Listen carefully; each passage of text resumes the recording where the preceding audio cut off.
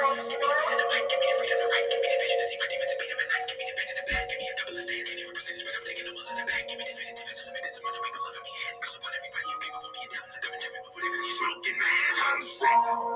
I think you know that already. You call me evil, but how would you know it unless you lived it already? You think you're better, right? Because nobody's seen what you've done in the dark. But if I put your life in this light, you would crumble and fight to survive or die. But if you know that already, I ain't special.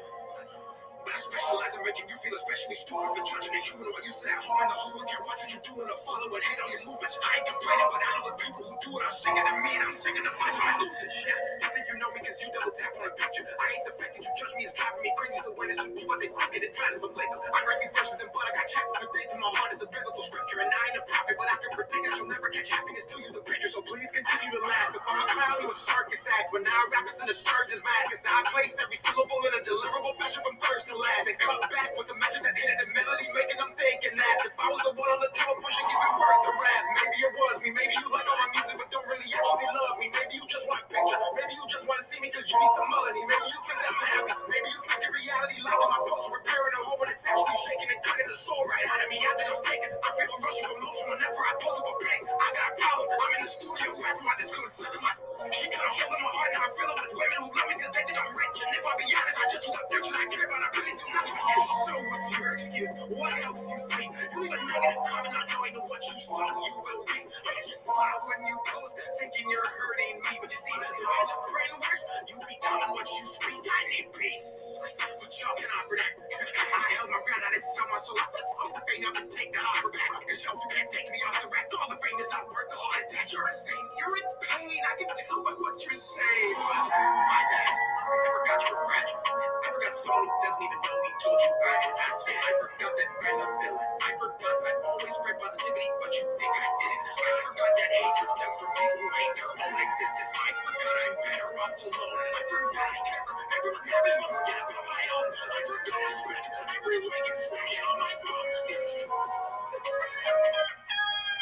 Come join my circus. I'm recruiting. I'm taking everyone who passes judgment itch, that's including everyone who thinks it's so amusing. To put me down while I'm pursuing the keyboard warriors that live online behind the screen. That's just an illusion. Come join my circus. You know you love me, then pay you to do some things. Because I need a bag of nails and bricks to lay down on the floor. So if you felt to land a flip, you can feel what I felt when you tried to come save my shit. Let me explain, you all help me financially gain. I spend my money on mental health books and reason just to control of my pain. I know where it goes, but body's chain, and just like you, this chain is fake. I wear it to protect you from the flames that is written on my face. What'd you expect? Did you think I wasn't mean to what you were saying and didn't see all the disrespect? Do you think I'm not human, have no feelings? Or maybe you think I'm weak and now I'm bleeding? Maybe you think I'm just too good and then I'm cheating? I had to play Dax, man, because I feel exactly what he's saying. Oh, hold on one second.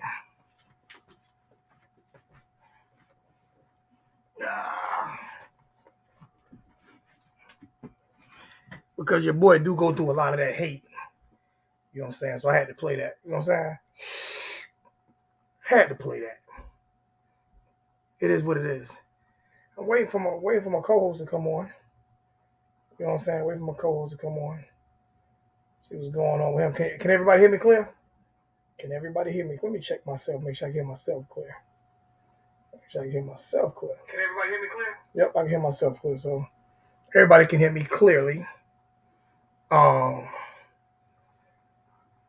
waiting on my co-host to come in, and I'm cooking Thanksgiving dinner. So you know what I'm saying? Y'all bear with me because I am cooking. I am cooking for my daughters tonight. You know what I'm saying?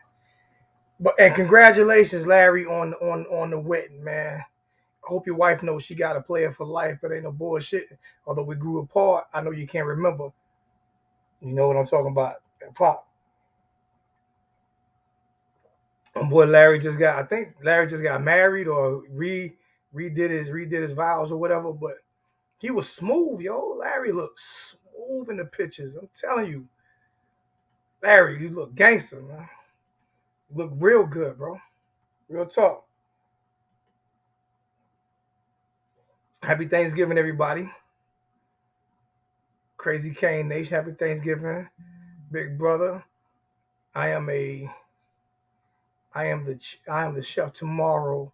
Fried turkey jerk turkey wing, coconut brown rice, collard greens, homemade cornbread, some homemade cane juice, fried lobster shrimp. Oh, you got it all.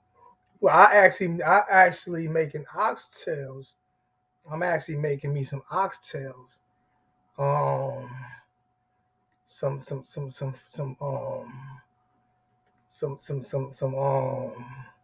broiled shrimp.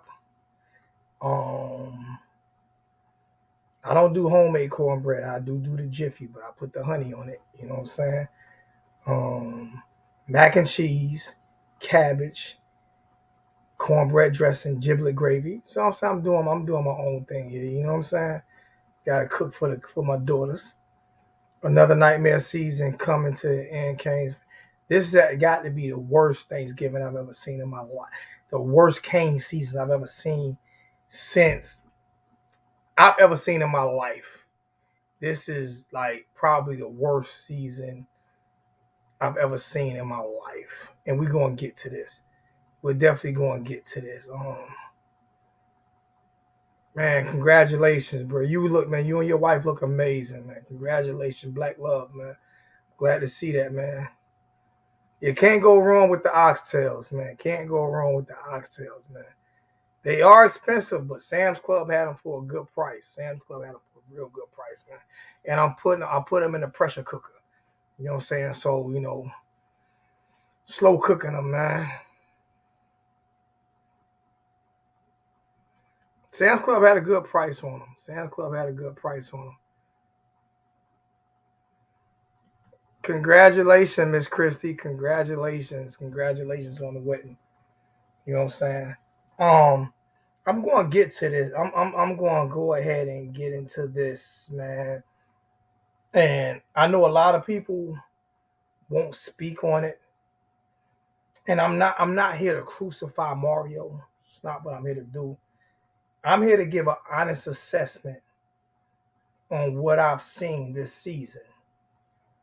See, in my opinion, this is just my opinion. In my opinion, you bring in a coaching staff. I'm thinking that coaching staff is at $19 million or such, somewhere around there, the total coaching staff for 1 year. You bring in a coaching staff that's making that kind of money, and I'm thinking I'm not expecting to see drastic improvement, but I'm expecting to see some type of improvement. I'm expecting to see some type of better player evaluation. People can say all the players are going to transfer. We're going to get the bad kids out and we're going to get Mario kids in and this and that. To me, that is a cop out. That is a bunch of nonsense. It's bullshit, in my opinion, because if you're a developer, right? If you consider yourself a developer, you don't come and have a worse season than the season before. Right? See, Mario, you have to prove to me that you're worth that $9 million a year. And this year, my friend, you have not proven to me that you are worth $9 million a year. It's just my opinion. Because it's not that I didn't see us get any better under this coaching staff. I saw us get worse under this coaching staff. That's what I saw. And if people don't like me for speaking about what I saw, then I'm okay with it. See, because I used to want to, I never wanted to cater to the people, right? I never wanted to be that YouTuber that, cater to the people. I wanted to be that YouTuber that like not speak, not curse out coaches and not curse out players, but give my honest assessment and not just care about whether or not the fans happy about my honest assessment. But this season was a total disaster. It was a disgrace. It was the worst season I've ever seen. Al Golden did better with less. He did better with less talent. Like nobody made those same excuses for Al Golden. Just remember, when Al Golden was here, nobody made those same excuses. Nobody even used the sanctions for excuses with Al Golden. Nobody used it. This is what I'm saying about the hypocrisy of the fan base. Like nobody used those same excuses for Al Golden that they're using for Mario when Al Golden was put in a way worse predicament. Those same excuses that people use for Mario, they didn't use for Al Golden.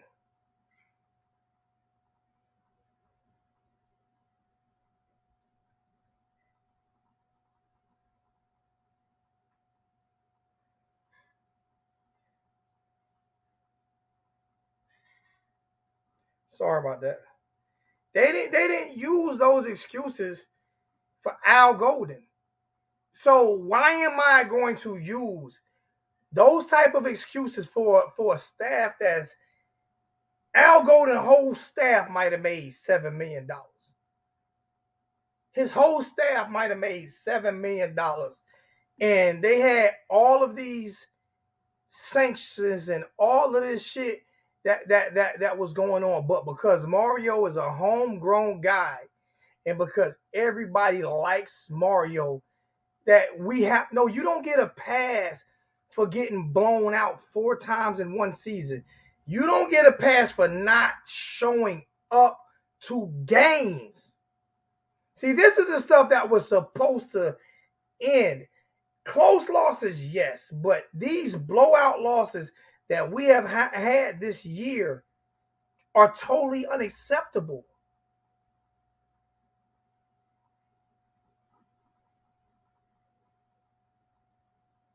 Claude L. I have never seen an elite coach take over a team, over a decent team, then the team goes in reverse and kickstarts and have a great program. In all my 40 years of watching college football, I've never seen anything. And this is why so many people don't like me. And you know what? It's to the point where, I don't care. Give him time. This is my thing. I have no choice but to give him time. Right? I have no choice. But what was our record last year? Right? Why are we getting blown out? I have no choice but to give him time. I didn't see. This is what gets me. This is what gets me upset. These are the things that get me upset. I can't critique what I see. I can't critique. I can't critique. I can't say what I see from this coaching staff and from this football team and from these players is horrible. I can't say that. I have to give him time. So if that's the point, then he should have took less money and it should have been based on production. Because I can guarantee you my season tickets went up because of how much he makes a year. That's facts.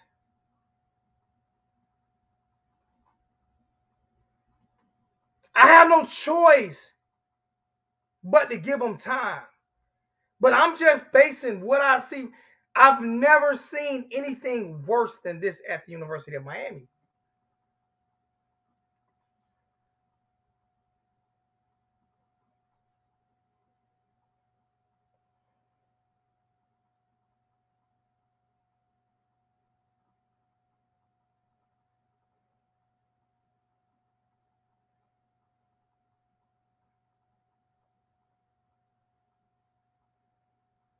And that's my issue. It's not about give him time.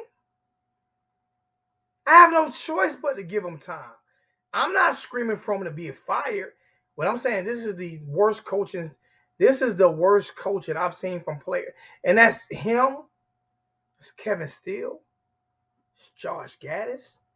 It's Charlie Strong. It's DJ Ivy. It's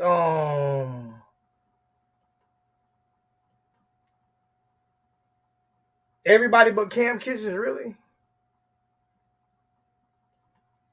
It's Tyler Van Dyke. It's everybody. I'm blaming everybody. But like there is no way you can sit here. I don't care. Will Mallory, bro, can we get tight end that can block? I don't listen, man. I understand what you're saying about Will Mallory. He didn't do his job. That means the coaches didn't coach him up. Like, where's the coaching at? Why they not teaching? Why they not developing these players? Like, how did we go from decent to horrible? We went from a decent football program to the laughingstock of college football this year.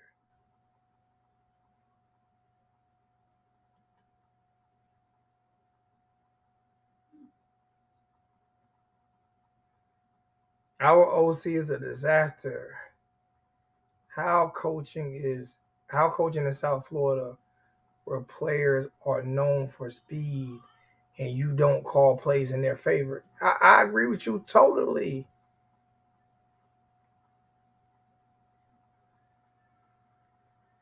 Ex- and my thing is, Duke has a first year head coach, a first year head coach.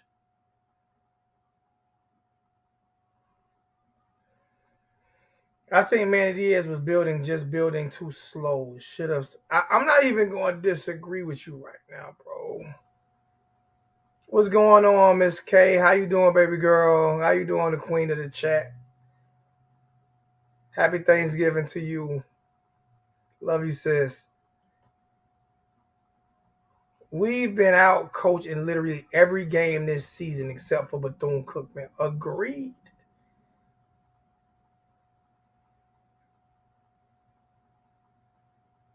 And you know what, Steve? I agree with that. I think he's complacent because he's at home. Like worrying about the wrong things. Like I say, his biggest splash this year, Mario's biggest splash this year, right?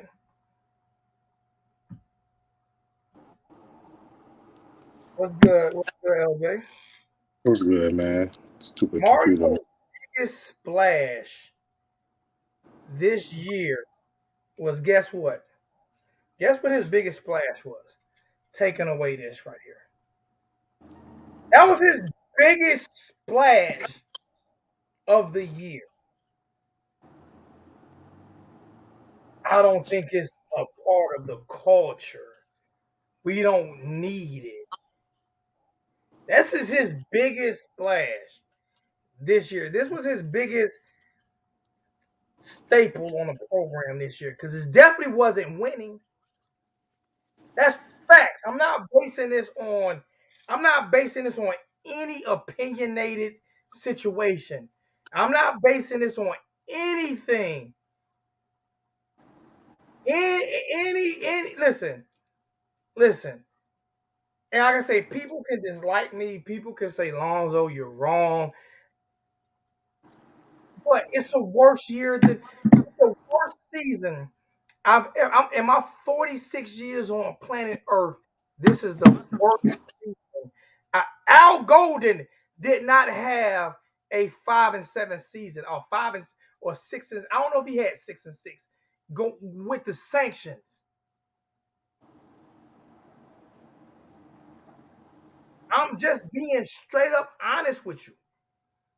So to me, this is the worst I've ever seen.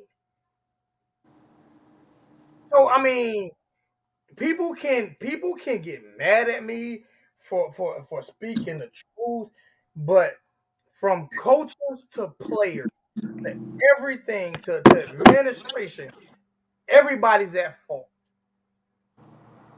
Everybody. And I'll say this again, including DJ Ivy.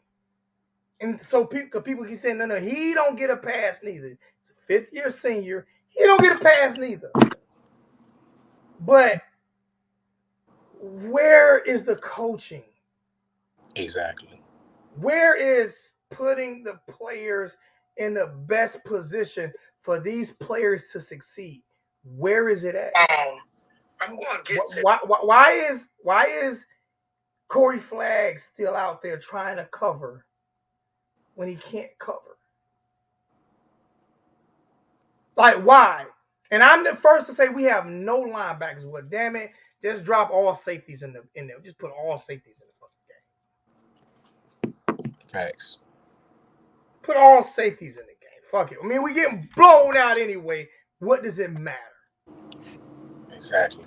What's good, LJ? What's good, man? Yeah, man. You hit everything on the head with everything you said. I heard some people talking about Corey Flagg lead the team in tackles. Corey Flagg lead the team in tackles, but he lead the team in tackles on a terrible team. And the tackles that he's making come either down the field when it's already too late. I ain't gonna say he ain't make no good plays this year. He made some good plays or whatever. That's why I said you got to know how to use them. You know what I'm saying? You either blitz him, get him going on a blitz, or you take him out. He's not a volume player. He's a player that you play in situation. He's a situational player. He's a situational linebacker. He's not an every down linebacker. He's damn for sure ain't a third down linebacker to be on third downs. And then all these people, the fans and analysis people who breaking down the game and saying that, oh, that really don't matter. That really do matter. It really do matter. He's really a 1 down, 2 down linebacker, and then you take him out. So that at Miami, that equivalents to he's a rotational player. He is not a starter. I don't care if he knows the defense and where to line up, and he knows how to line other people up, but he doesn't know how to fill a gap. He don't know how to fill the A gap or the B gap. He don't know, and if he do feel it the right way, he don't feel it right. He don't feel it. He don't lead with the right correct shoulder. He don't know how to do it, and it ain't because he don't know how to do it. It's because he ain't been taught that by the coaches. Like, I'm not finna. Let me read this by Claude. Great coaches do not take a step back when inheriting. Now I'm gonna say this right here. I'm agree except on one term. When Jimmy Johnson took over Miami, we were a national championship program, and he took a step back. This is the only reason. This is the only reason why I'm not crucifying people right now. Is because I remember what Jimmy Johnson did after taking over a championship that won it. After taking over a team that won that championship the year before. So a lot of people don't remember that. A lot of people don't remember that Jimmy took over a team that won that championship, and we might have won 6 games the next year. I think somewhere around there. And a lot of people don't remember that. So this is the reason why I'm not crucifying him. But damn it, he should take a pay cut. I need some of my money back. Yeah. I need some of my season ticket money back. Yeah, for sure. I need some of my season ticket. I went to the Bethune-Cookman game this year. That's it. I ain't going through the pit game. I ain't going. Matter of fact, those tickets are, if you live in Miami right now, you want to go to the pit game, those tickets are up for giveaway right now. For giveaway. I wouldn't charge you to go see that game. tickets are up for giveaway right now. If you got me on Facebook, if you don't have me on Facebook, then you can't get them. But if you got me on Facebook and you live in Miami, those tickets are up for giveaway right now. The Pitt game for Saturday. Go ahead, bro. Yeah, man. It's a coaching thing, man. Like these players aren't being developed. Like you can say all Mario, you can say all you want. You're trying to build a culture, and you're gonna need the right players in for your system or whatever like that. Well, me, I can take the right play. I can take whatever players and at least make them better. You know what I'm saying? Not saying that you was the cause of like the DBs having problems or whatever. That's your defensive coordinator. But you as a head coach decides who's going to be your assistant coaches is or whatever. And you got to be, as a head coach, you got to be kind of lucky. You got to have some kind of luck. Like with the offensive coordinator and the defensive coordinator are the main two guys that you got to be. You either have one good one, one bad one, or two bad ones. But right now, you got two bad ones Two right now. bad ones. You got two I'm bad not Kevin ones. Steele. Kevin Steele ain't off the hook. Like He's not off the hook. I told y'all. I call it how I see it. I call it how I see it. And I let this shit play out. But like I said, there's still my only thing is there's still been spurts where I saw the defense be good. Yeah. And that's the only reason why I haven't crucified Kevin Steele, because even in the game against Clemson, like in the second and third quarter, we had chances. They got stopped. Man, they got 3 straight stops, and our offense couldn't put up a freaking drive. That's true. So, like, one thing when I the will defense does it, is the problem is when the defense finally does its job, the offense can't do absolutely nothing with it. Yeah. And this is what I said about Mario. When you can't call plays on either side of the football, right? Mm-hmm. This is what I mean by being like, you look at Kirby Smart, right? Whoever the defensive coordinator is, he can at least assist the defensive coordinator if he's having a bad game. Only person I know that's been that great for so long without ever calling plays is Dabo Swinney. But at least I see him with a laminated playbook on the sideline. So I have no idea what side of the ball he helps out on. And Nick Saban. Well, Nick Saban. Nick Saban called. He was a defensive coordinator. Yeah, he was. I forgot. He was a defensive coordinator. He called defenses. So Nick Saban. But every coach that's a head coach was a coordinator. Most of them were coordinators. Everybody said I don't want a first year head coach and this and that. That's why I didn't want Manny, or that's why I don't want this guy, or that's why I don't want that guy. Right? My biggest objective with Mario, and I said it before we hired him, and I said it when we hired him, was he's never called plays. When it gets sticky, what can he do to help? And I found out this year, if he doesn't have the players, he can't do nothing.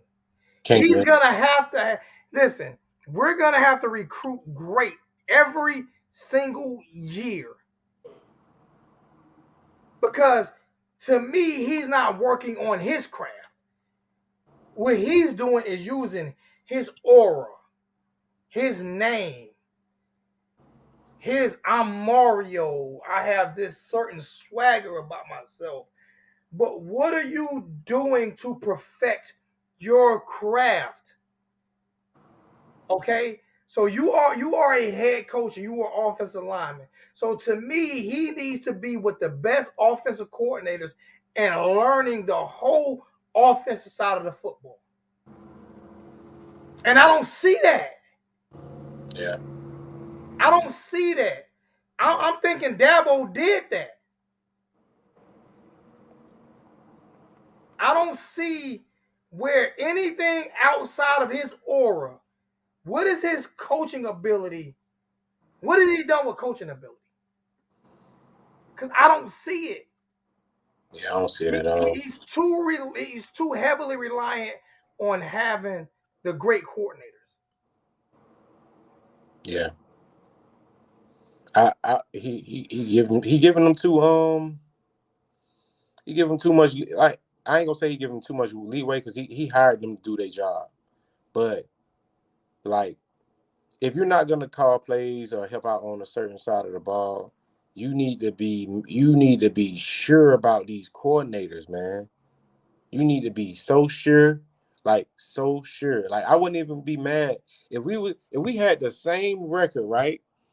But I see development. Like I see, okay, first two games, first three games, the secondary blowing coverages or whatever. I get that. I get it. It's the beginning of the season. But boy, we should not be blowing coverage the 8th, ninth, 10th game of the season.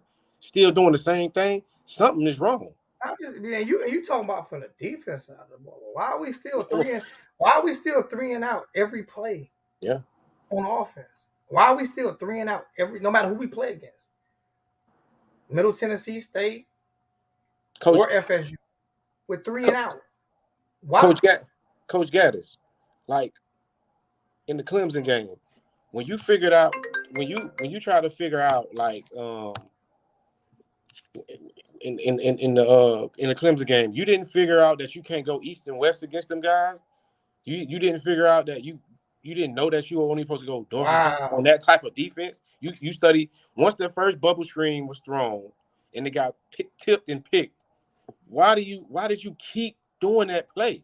You see this right now. Miami is ranked behind Army, Ball State, UTEP, Northern Illinois on offense, bro. That's crazy, right there. When you With say basically verse, the same offense we had last year. Like this is what I'm saying. Like what got why did Tyler Van Dyke get hurt because of this offense? He got hurt because of this offense. yeah, he really did. He really did. They put him in a fucked up predicament with this offense. That's why I say all Black Lives Matter, but Josh Gaddis, man. Yeah, no. Josh Gaddis, man, like you, and then you so stubborn, man. You so stubborn. You just kept doing it or whatever. Like I said in the Georgia Tech game, Ja'Cory Brown, when everybody was like, "Oh, the quarterback's going to transfer." Well, the reason why I'm with y'all on TVD. I mean TVD. If TVD transfer is because it's the betterment of his career. You know what I'm saying, to get back on track with his draft stock, salvage what he can salvage. But Jake Garcia, I met Jake Garcia. Um, he don't strike me as the type of dude that's running away from this or whatever. Now, and he feel like he got time. Like, okay, and I feel like he put a lot on himself when he got in and made some mistakes. I felt like he got in and he putting it on himself. He's like, you know what? I'm gonna get better next year. I saw it in his eyes. Like he just give me the sense of he not going nowhere. You know what I'm saying? If another highly coveted coach come in the portal and want talk to him and recruit him, then yeah, he probably a lead. But the way the mess that he's in with Miami, I don't really see no coaches coming in to come grab him. I don't see no Lane Kiffin coming to grab him, or nobody try to come grab him right now because Guess, he's in guess the what? Guess what? Al Golden record was at Miami in 2011, what? his first year. Six What? and six. Yo, He I was talk so six. much trash about Al Golden. He was 6 and 6 coming in with sanctions. Coming in with sanctions, the best that Mario can do is 6 and 6. Coming in with $9 million a year, with the coaching staff almost around $19 million a year, and Al Golden was 6 and 6 his first year, and his first press conference was about Nevin Shapiro. Mm-mm-mm. His first press conference was about Nevin freaking Shapiro.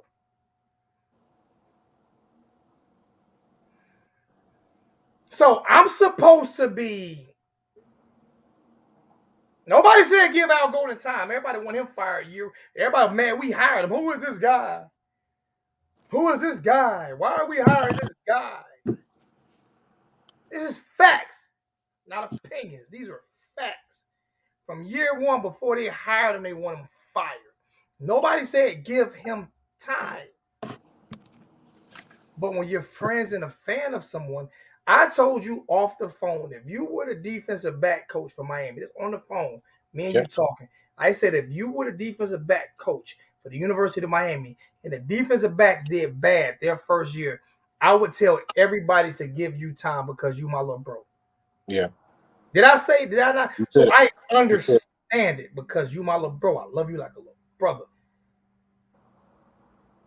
So I would say give you time. But am I being a hypocrite? Oh, yes, I'm being a hypocrite. Definitely. That's the difference between me and most analysts and most people. I can admit when I'm being a hypocrite, bro. Yeah. I can admit it. I'm the same way. I mean, I'm the same way. If I know a person and I got a relationship, I got some type of relationship with them, I'm gonna be more lenient. Not lenient, but I'm gonna be more like, okay, give them a chance, as opposed to somebody who I don't know. I'm gonna be like, get this guy out of here. We don't know Gaddis, so we don't got no allegiance to Gaddis. So he Why be is it something going deeper? What was deeper than Nevin Shapiro? What was deeper than Nevin Shapiro? It's nothing deeper, bro. It's nothing deeper. What It, was deeper than Nevin Shapiro? Right now, the way it looks, if he does not beat Pitt Saturday, if we don't beat Pitt Saturday, he would have a worse first season than Al Golden with a better team and a way, way, way better coaching staff. Just think about it. Mark D'Onofrio was the defensive coordinator for Al Golden his first year, second year, third year. Just think about it. We have two national championship coaches on that defensive staff, and Kevin Steele and Charlie Strong. He had Mark D'Onofrio and went 6-6. Mark D'Onofrio went 6-6. yeah, Where am I wrong at? Am I speaking the truth too much? Speaking the facts, truth too much, bro. Speaking the facts. truth too much, bro. I tell the truth too much. People, the truth don't. The people hate the truth, man. They really do. They really do, man. They really do. Hit the like button, man. Hit the like button. Y'all hit the like button, man. Man, this team, with that last comment, how dude said it's deeper, right? The deepest part of everything that's going on is that these coaches really believe that, oh, it's these players. If I get these new high powered players come in, it's gonna change the culture of the team. It's not gonna change the culture because you gotta develop. You gotta take a player and make them better. No player has progressed.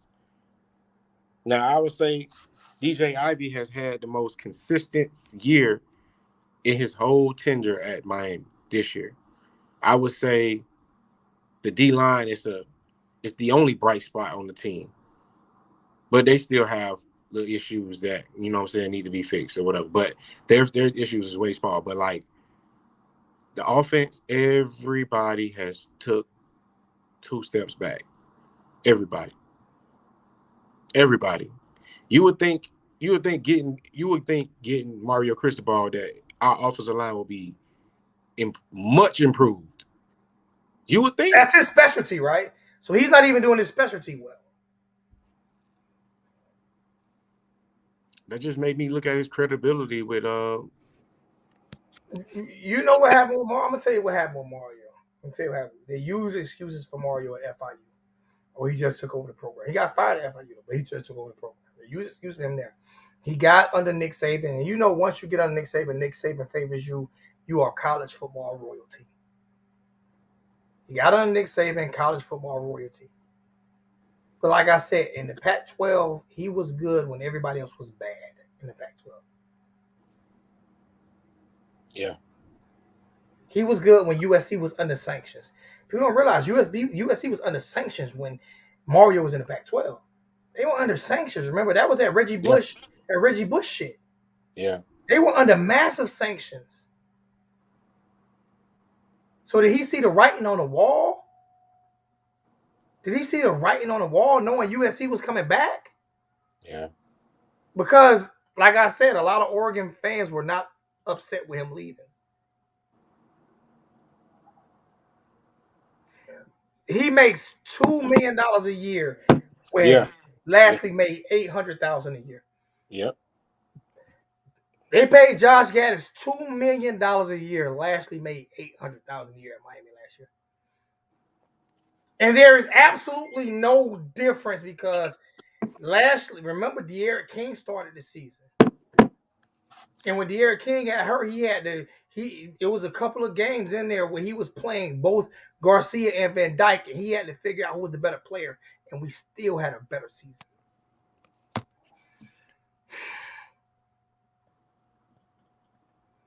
What's good, New Orleans Zoe? What's good with you?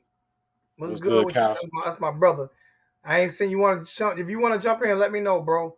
What's good, If you Cal? want to jump in, let me know, man. What's good, Cal? I'm sending out a chat to all the people, man. Let's talk about this, y'all. This. They will turn the shoulder when Pitt wins, and they have their Cuban Jesus.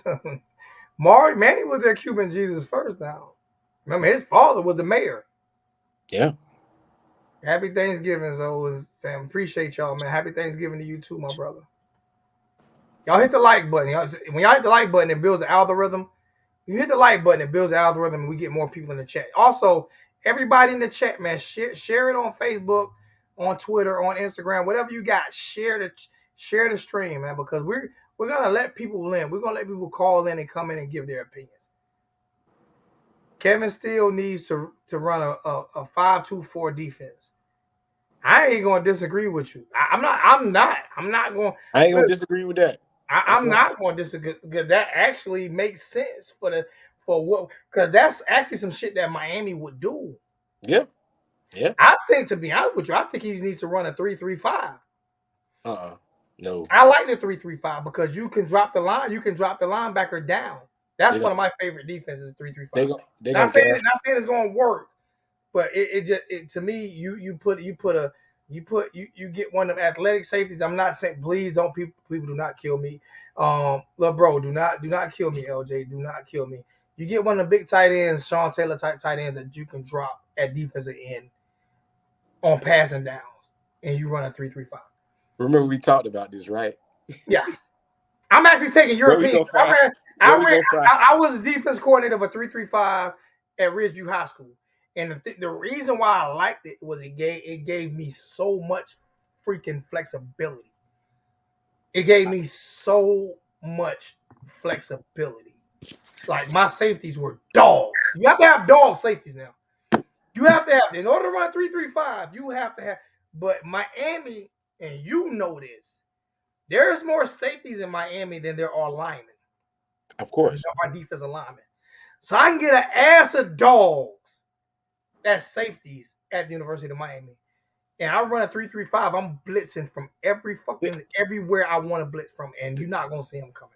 This was the thought process of Manny Diaz when Manny Diaz was here. This is how Manny Diaz structured our team. Manny Diaz went heavy on the safety, and he even went as far as converting safeties into linebackers. He tried to convert Keontra Smith, who played safety his whole life, into a linebacker. He put weight on him and tried to convert him to a linebacker. He did the same thing to Gilbert Fryson. He brought in Keyshawn Washington, never played him. Brian Balaam, Jalen Harrell. He had what's the 5 name? Jamal Carter, not Jamal Carter, but what's the other 5 that's just left? I don't remember, man. I don't even. Listen, you see what I'm doing right now? I'm on my making rum right now. Yeah. He recruited that position. He over recruited that position. That's why we have so many safeties, and that's how we have. Then we turn around and we grab. We didn't really like those safeties, so he ended up getting James Williams, Avante Williams, Cam Kitchens. That's why I ran 3-3-5. Like That's why I ran. I'm looking at this comment from Anthony. Anthony said, "I'll give Mario the benefit because of the injuries on the offensive line this year. Why we didn't have those same injuries last year? Maybe it's because he tried to force feed an offense to a team that's not developed for that offense. That's why the injuries happened. Do people not understand the difference between a zone read offense yep. or a zone run offense compared to a power run? They tried to use a power run scheme with offensive linemen that are not built or have never ran a power run scheme. These players were designed for a zone run blocking scheme and a passing blocking scheme. So when you try to make these players run a scheme, a power scheme, you put more weight on the offensive lineman, you make them bigger. They've never been that big before. You making them do things they never done before. And what does that create? That creates injuries. Creates injuries. So it's his fault the offensive lineman got hurt. It's his fault.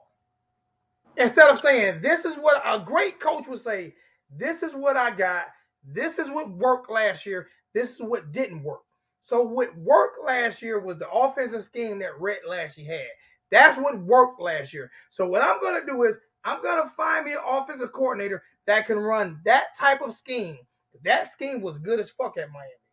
Yeah. Running games opened up. Passing game opened up. Once he got the quarterback he wanted. Once Van Dyke got in there to run it, the holes were wider.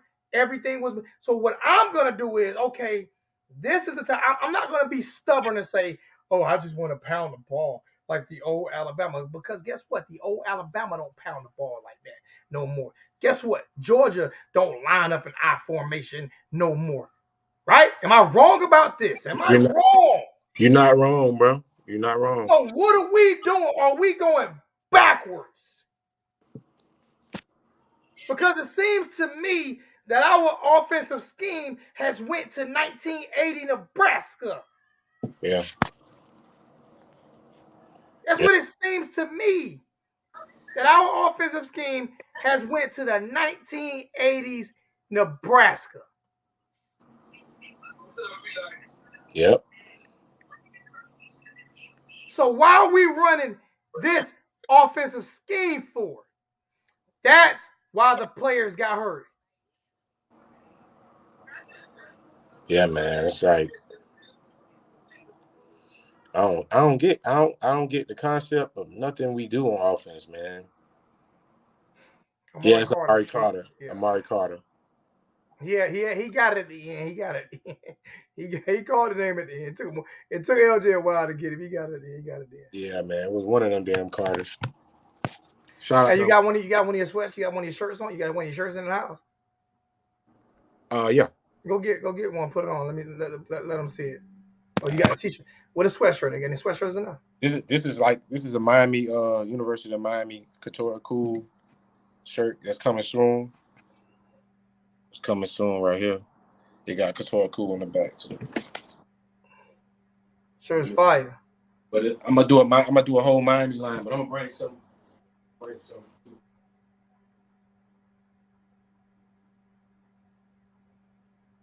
Number 5, who transferred to.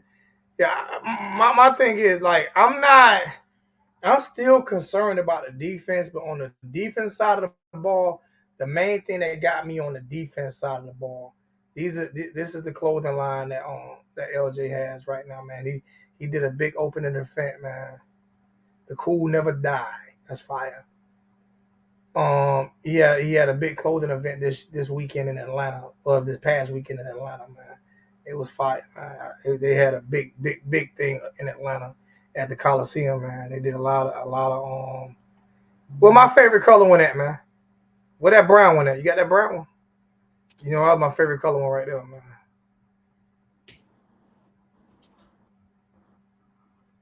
We don't have the guy under center. We had the guy under center. We had the guy under center until they got him hurt. We had the guy under center until they got him hurt. That one, that's mine right there. Yep. And on the sleeve, that's mine right there. That shit is fire. Culture, that shit is fire. I like that. That shit is fire. I go on my 40 belows. That shit fire. Got the orange one right there, fella. Got the orange one. Yeah, that's fire. Miami That's colors fire. coming soon. University of Miami colors coming soon. That's fire. I like that, man. Then that's the last one I'm gonna show you. I got plenty more stuff, but I'm just gonna show y'all all of it. Gotta promote, man. Gotta promote, man. That's fire.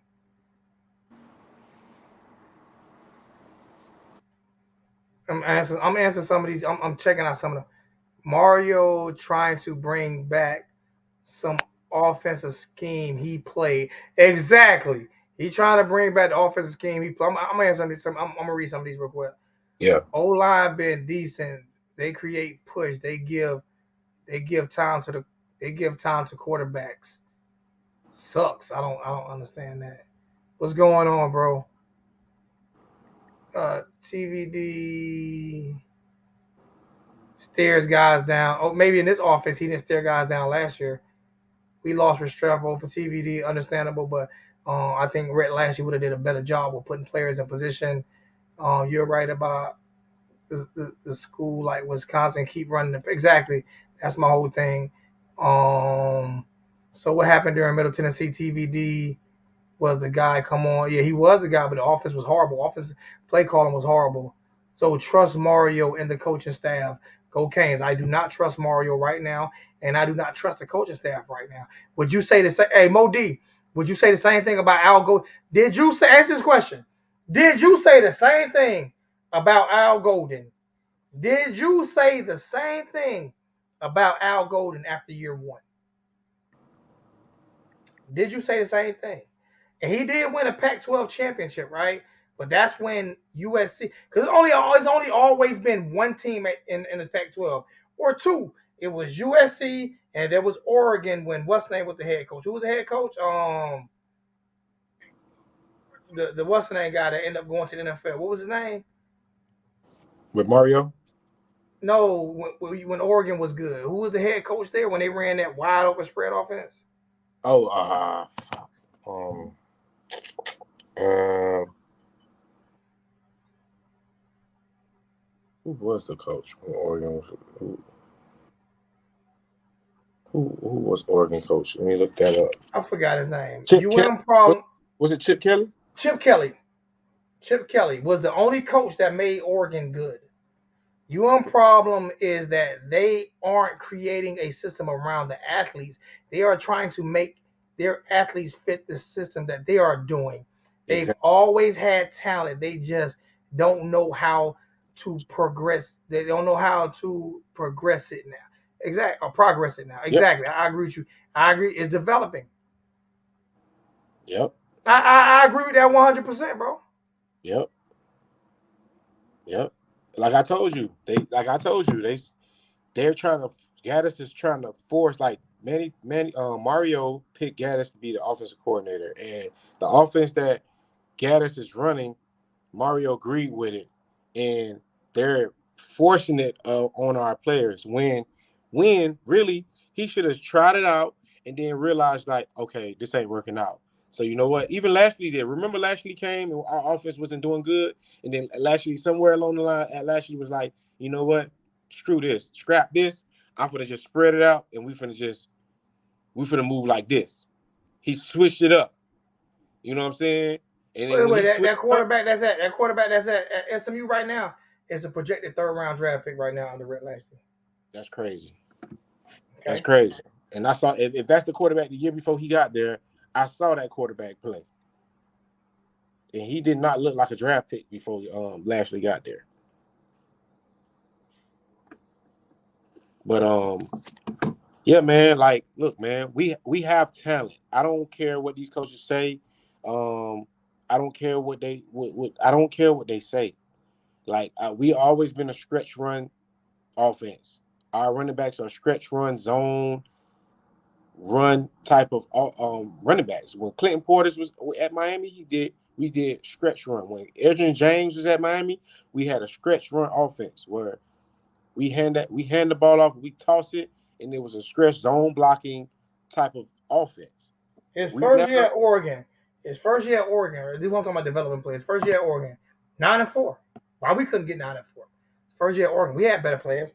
His second year at Oregon, 12-2. That's when they won. That's when they won it, right? 12-2. His third year, 4-3. His fourth year, 10-3. And two of those losses were blowouts by to Utah. And none of those years did they have a good USC team that they played. None of those years. You think they would have beat USC this year? Nah. You Not at think all. Oregon would have beat USC with Mario coaching them this year? No. Nah. Just being honest, man. So my job isn't to give Mario time. My job here is to critique what the hell I see.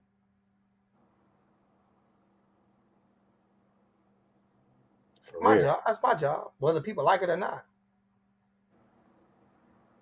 I'm like, University of Miami. I just want to say this, University of Miami. Yeah, I'm available to be a DB coach.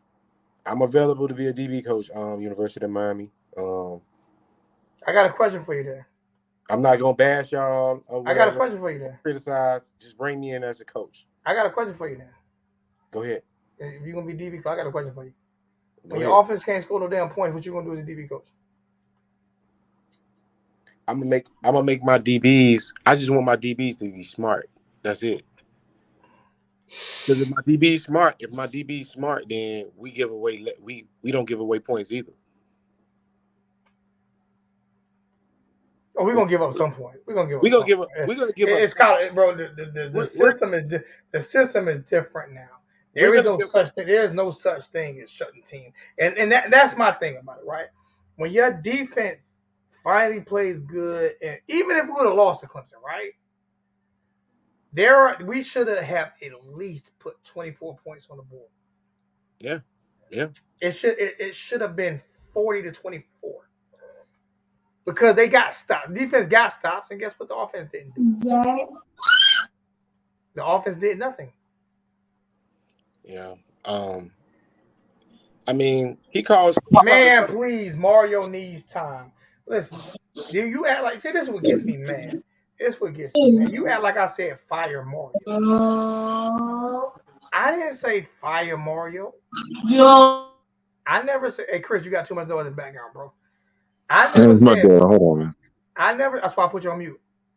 I never said fire Mario. I didn't say fire Mario. But like I said, he has a worse record than Al Golden right now. His first year. Man, please that. Al Golden was under sanctions. Man, please that. Al Golden was under the Nevin Shapiro shit. Man, please that. Man, please that. Right now, the best he can do is a one game. The best he could do, and he would have to beat Pitt and win the bowl game. The best he could do is one game better than Al Golden. He can't do it. With Al Golden having Mark D'Onofrio. I don't even know who the OC was Al Golden first year. I don't even know who it was. I don't even know who it was. Name who the OC was Al Golden's first year. Anybody can name who it was? He wasn't no Bronzer winner. He wasn't a Bowl winner. Wasn't that? So what Al Golden did is just as good as what Mario did with a $19 million coaching staff. Yeah. Please that. Let's not forget. That's facts. Let's not forget the $19 million. $19 million coaching staff. Man, please that. I'm not lying to you. I'm giving you facts. So you gonna get mad at my facts? Nevin Shapiro. That's the truth, bro. The truth. Nevin Shapiro scandal. Okay. Nevin Shapiro scandal. Mark D'Onofrio as a defensive coordinator. Don't even know who the offensive coordinator was compared to Mario Cristobal making $9 million a year.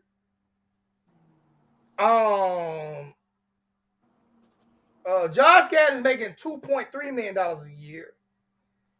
What's name making $2 million a year? Defense coordinator, Kevin Steele. You got another defensive coordinator who also was a 2-time winning national champion. So you got 2 defensive coordinators on that team, on that football program. Both of them have national championships, not national championship experience. Both of them, that's 4 national championships between 2 coaches as defensive coordinators. Not as part of a program. No, they were the main guys on the defense. Right? Yep. And the season is going to be hopefully as good as Al Golden first season. Man, please that. I'm wrong though. I'm wrong. I'm wrong though. I'm wrong. Oh my God.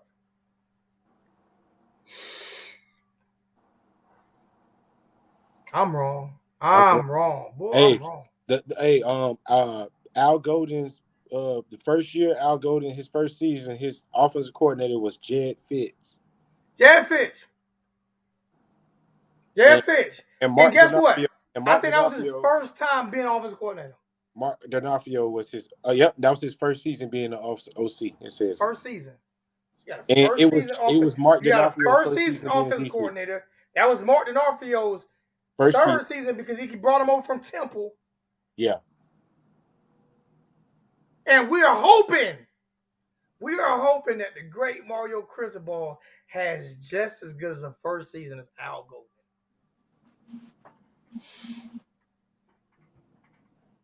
And I'm wrong. I'll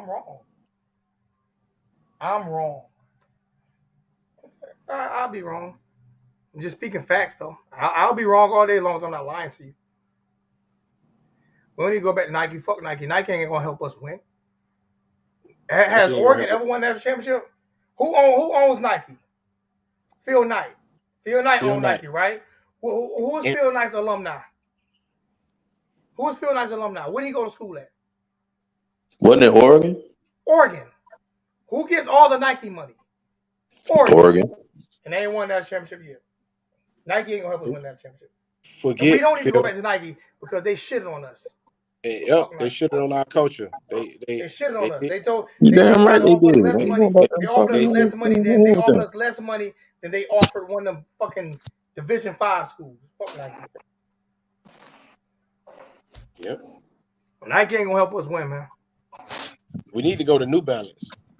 We need to just keep who we got and go to get some coaches who can actually fucking coach and people who can develop.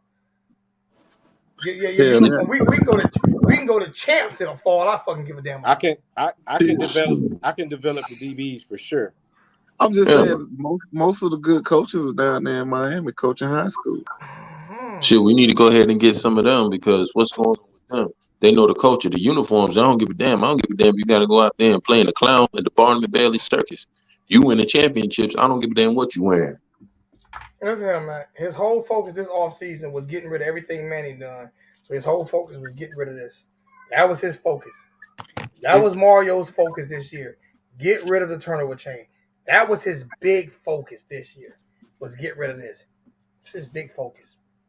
Get rid of this. And what good did it do? Nothing. You know what? You know what bothers me the most? You know what bothers me the most about Mario? Is like this is the thing that bothers me the most, right? You the first game of the season, you jumped down Cam Kitchen's throat for slamming the ball after he made a play. After he made a play now.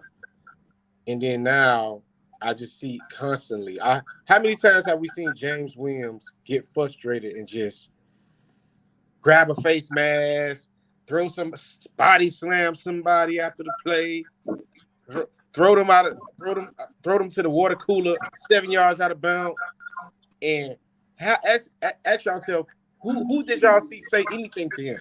You know what bugs me out about it though? This is what bugs me out about it though, right? And this is why I keep comparing to Al Golden, right? Got a good point though. This is why I keep comparing to Al Golden. I'm agreeing with. That's what I'm saying. That's why I keep comparing to Al Golden, right? All right. This is the funny part. Everybody wants Mario, because he's supposed to understand the culture of Miami, right? He understand what the Miami football players did and what they were supposed to be, right? So why is he trying to take the bad boy image away? Why is he trying to take the bad boy image? Because when he was on that national championship team, those were the bad of the baddest boys. Mm-hmm. They were the Pistons of Miami. They were the bad of the baddest boys. Yeah. So actually, what he wants, what it seems to me, is he wants us to be like Penn State more than Al Golden wants us to be like Penn State right now. Just saying. That ain't gonna happen. Whoa! Did I just offend some people? Don't Joe He Paterno jumped on Cam Kitchens. He killed Cam Kitchens for spiking the ball out of bounds. He was out of bounds, and he killed him. But the team that he played on stood over top of players. They stood over the top. When they hit him, I got pictures. They stood over the top of him. Like what? And what? So if he understood the culture of Miami, then why is he trying to change it? If you're gonna turn the cheek and not say anything, like the Clemson play, like when James did that, I was just looking at the play. I was like, I know y'all gonna say something about this. At least y'all gonna say something about this. Now this was blatant. Like all the other ones, it was like, okay, the body slams that could have went either way. You know, that was just like a rough play. I actually liked it that. But being 5 yards, 7 yards out of bounds, and then you just give us tack on the 15 yard just because I feel like it. And then I'm looking at the coaches. Nobody, they didn't take him out the game. He just went back, got back to 50, and kept it trucking. I'm like, I can name you a coach right now in college football that fits the U better than Mario. I can name you one coach in college football right now. I can too. I'm gonna name them. I'm gonna see. I can name you one coach that fits the U right now. One coach in college football that fits the U. And people are gonna get mad at me, but he fits the U better than Mario. Yep. Deion Sanders. Lane Kiffin. Deion Sanders. And Lane Kiffin. But Deion Sanders. Because I bet you Deion wouldn't be saying, don't show out. Who ain't sweat? Exactly. Who ain't sweat? If Let I me tell ain't you sweating, something. who ain't sweat? Let me ask y'all something. Did y'all see that when they went to college game day? And JSU played Southern University, and those were rival schools. And when Deion was on that panel, and he had everybody saying that, who ain't sweat? And made a song about him. And shut that other coach up about talking about that he wasn't swag, he didn't see that. They made a song about it. That was Eddie Robinson Jr. You remember the great Eddie Robinson? That was Eddie Robinson Jr. He shut up. Hey, but I'm just being real. Where's the swagger from? Where's the swagger? I got you know what, Coach Mario, my bad. Coach Mario. I hope you listening to me right now. I'm not saying fire you, bro. I'm not saying fire you, bro. But I'm saying, like, you don't went in the weight room, you working out with your best friend, you look good on the sideline, bro. You got your chest poked out, you look like you in great shape. I'm being honest with you, bro. You look like a great head coach from the outside. But looking at what this program is doing right now, bro, you're looking like Professor Clump coaching right now, my brother. Right now, you are a problem. I don't care who you recruit. You can recruit all the greats from back in the days with this mentality and what you're trying to bring with this offense and all this shit in Miami. We will never win because what you're doing is bringing the old school Alabama offensive scheme to Miami that Alabama don't even run no more. It don't work. Hey, Zoe, let me ask y'all something. Did y'all see the one where y'all seen Footballville with Warren Sapp? Yeah. Did y'all see that? Yeah, I saw it. I ain't seen it. Go watch it, Zoe. You seen it, right, my man? You seen what Sapp said.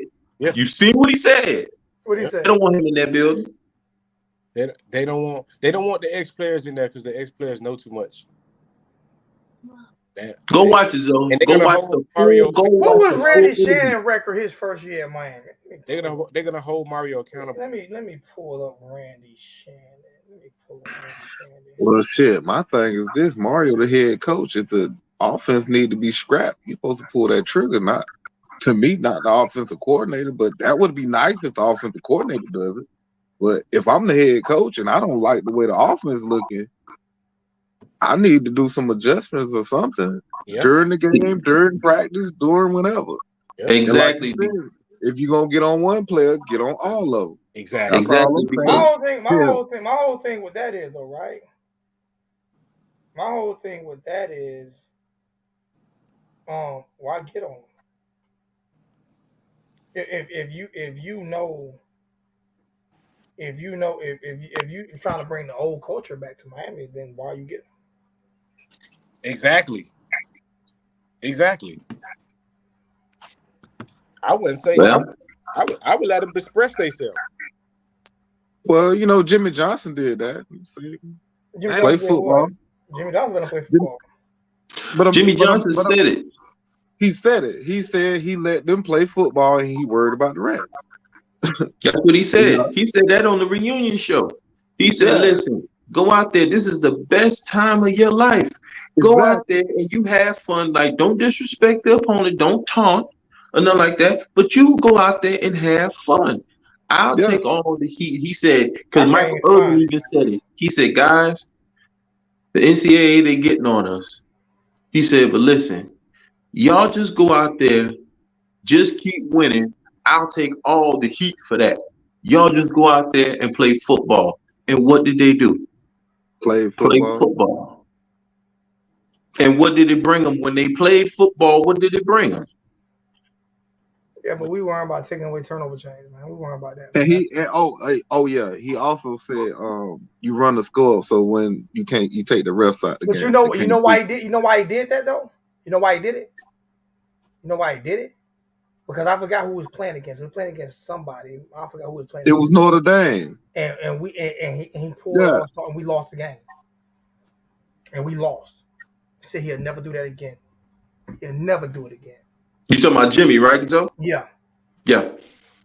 He'll never play conservative again. I'm on that nonsense. Explain. Like I'm serious. I'm not even getting mad at nobody. Like if I'm on that nonsense, explain to me what I'm saying wrong, my brother. What is your name? Everlasting TV. Explain to me what I'm saying wrong. What I said was right now he has a worse record than Al Golden in his first year, with national championship coaches on the defense side of the ball and a Broyles winner, offensive coach of the year on the offense side of the ball. When we had Martin D'Onofrio and who was the offensive coordinator again? I forgot who he said offensive coordinator. Jed Fitch was the offensive coordinator. His first year ever coaching offense. And Martin D'Onofrio is the defense coordinator. And Al Golden is a head coach. Al Golden went 6-6 his first year at Miami. And everybody wanted Al Golden. Nobody even wanted him, but everybody wanted him fired after year one. So why am I on nonsense? Explain to me. I'm serious. You can come in and explain and defend that for me if you want to. I'm all open for it. The only thing that I'm doing is reporting facts. There's not one thing that I said that isn't a fact. It's not even opinionated. I'm stating facts. So now I can say me and LJ can argue about defensive backs and who's the better defensive backs, and that will be all opinionated. But that opinion will probably teeter a lot more to LJ since he played that position and coached that position, and I played and coached linebackers. I played safety 1 year, and I played linebacker my next 3 years. Okay, I was defense coordinator, but I never coached safeties. I always coached linebackers and defensive line. So if me and LJ getting to argue about safeties, it's a debate. But it's probably going to teeter a lot more towards LJ because he played defensive back and I didn't. Okay? Right. That's opinionated. What I'm stating right now is straight up facts. I'm not giving nobody, there's no gray line in what I'm saying. No gray in what I'm saying. What I'm saying right now is Mario never called a play in his life. He's never been an offensive coordinator. He's never been a defensive coordinator. And I asked a question. I didn't say he didn't do it. I asked a question. Is he learning the offense side of the ball? So I didn't even say he's not learning. I asked a question. Is he? Because I don't see it. Me personally, I don't see it. That's an opinion. So one thing about the truth, brother, it's not meant to be pretty. It's meant to be what it is. Truthful. The truth can come at you in so many different ways. It can be in your favor. It cannot be in your favor. It can be a harsh truth. It can be harsh, it can be pretty, but it's not it plays no favorites. Truth is truth. Fact is fact. You can't run So from that. so Plain and Zo, simple. What's up, Zo, LJ? What's good? What's good, LJ? What's going on with you? what What's do Larry? what Larry? do what grade would you give your linebackers this year? I gave my linebackers coming into the year a 0 grade, and they leave a 0 grade. We don't have any. They don't have none, bro. We don't have any. You can't develop what you don't have. We don't even have linebackers on the staff on the team. Please. Like we got maybe 2 people that are really that are actually linebackers that haven't converted, like you say, from safety to linebacker. We don't have we have maybe 2 that Probably that were linebackers coming out of high school. That's it. We don't have any. So my grade is exactly where it was because you can't develop what you don't have. This is the only reason why I'm not killing Charlie Strong. We have 4 or 5 linebackers coming in next year. Okay, this is when I'm going to judge Charlie Strong. But I cannot judge Charlie Strong when you did not have I'm talking about a linebacker. You're not. It's almost like your whole offensive line, except for the center, your whole offensive line were former tight ends. Right? See, Mario didn't have that. If your whole offensive line was former tight ends that you converted to offensive linemen, then you give a pass on that, right? But that's not the case. All the offensive linemen are offensive linemen. On linebacker, you got 2 linebackers on the roster. 2. Because Manny Diaz went heavy on safety. So I can't judge what we don't have. That's why my sentiment is use what you have on the roster. If Manny plagued this team with over recruiting safety, then use the safeties and linebackers. That's what we got them for. That's why Gilbert Frierson should not be transferring. That's why he should have played this year. This should have been his last year. We wouldn't have did good or whatever. But like, could y'all please? I'm sorry. Y'all good. I'm sorry. I debated somebody about that outside position where Corey Couch played. They said that I said that's where Gilbert Fry's supposed to be playing. They said, oh, that's a different position. No, it's not. It's the same position. It's the same position. Gilbert Fryson would be playing where Corey Couch is playing at. Gilbert Fryson is an ex-DB that they put weight on. They didn't put that much weight on him, but they put weight on him, and he still could kind of run with the receivers. We're not asking him to run man for man with him. He's in a zone with the safety over the top, so Gilbert Fryson could play out there. It don't matter if Corey Couch is not really a good tackler. Like I seen him get better as the season towards the end of the season when he's tackling, but we all saw in the Texas A&M game how he was running with receivers and they was just throwing him on the ground. They just slung him on the ground because he's a little boy. Hey, Master Dreams, I can't disagree with you. I can't say Miami. I can say Miami's just not good. I can't even disagree with you on that. I can say this right here. We're not that bad. We're not as bad as our record. Exactly.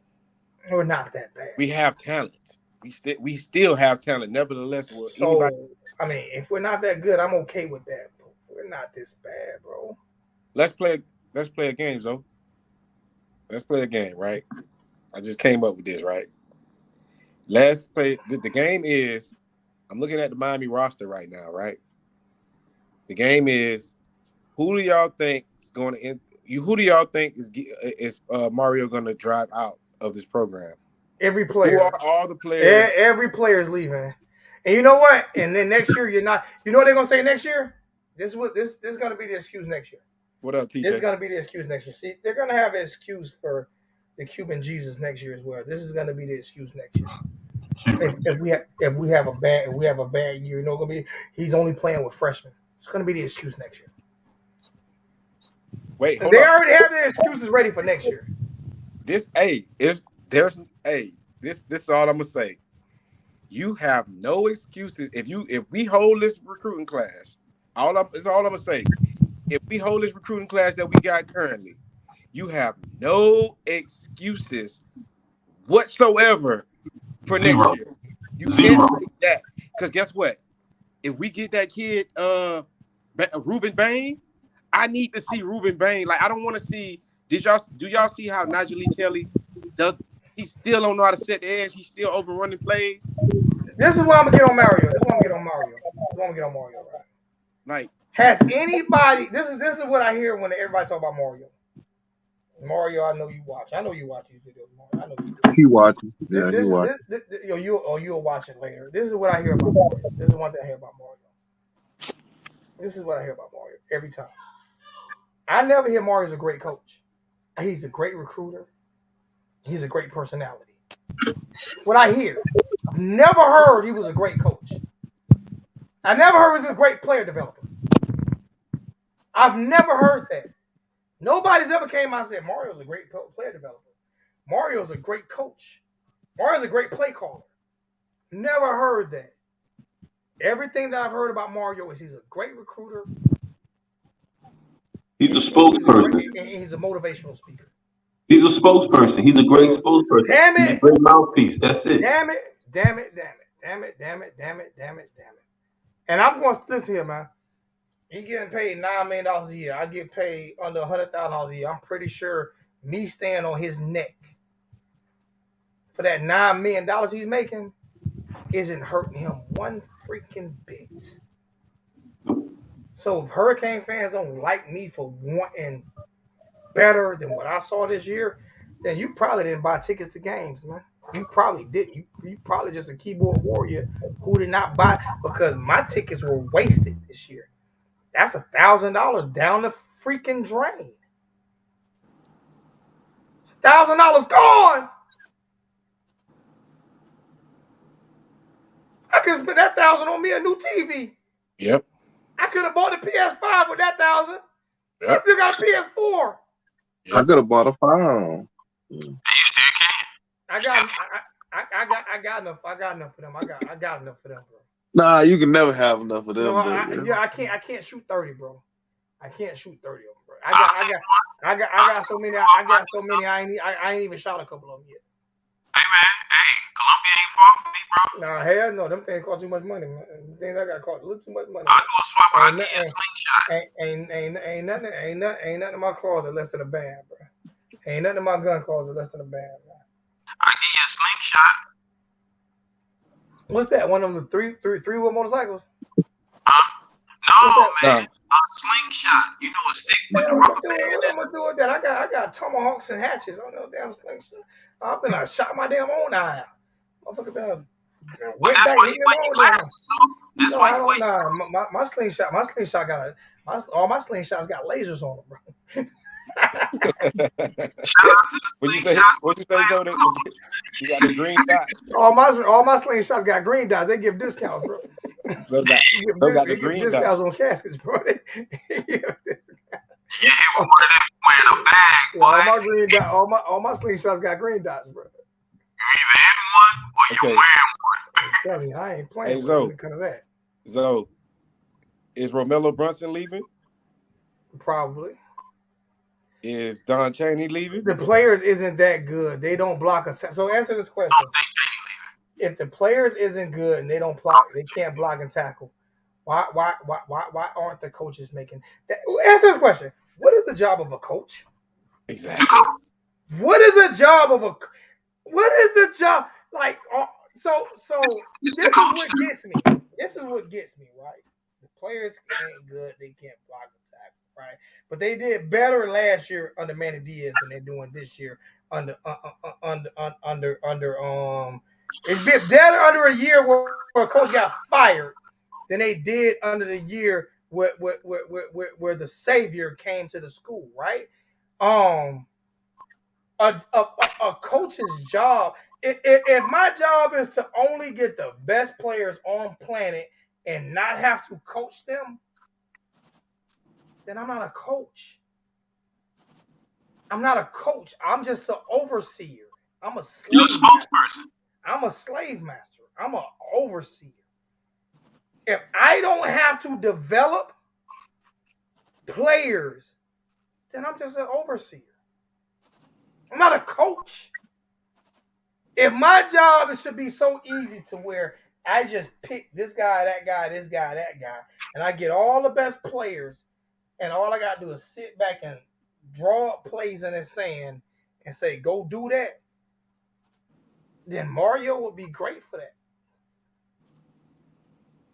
Mario would be great for that. But that's why I put $19 million in coaching. So if it's $19 million in coaching, that's what we're spending in coaching. Then if these players can't tackle and can't block, then aren't the coaches supposed to develop them to do it? You mean to tell me when we lost to who did we lose to? Middle Tennessee State? Yep. We lost to a HBCU who hadn't won a game yet. Hadn't won a game since. Hadn't won a game since. They not won a game since. They not They ain't no swag. They swag. If they ain't swag, who ain't swag? If Middle Tennessee ain't swag, then who ain't swag? Like serious. That's a white institution, man. But you know, we get the minority HBCU. You get a minority and everything. You get a minority and everything.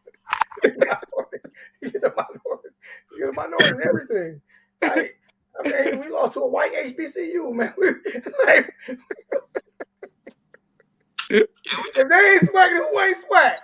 Oh shit! How many yards have that player that torched us? How many yards he had since then?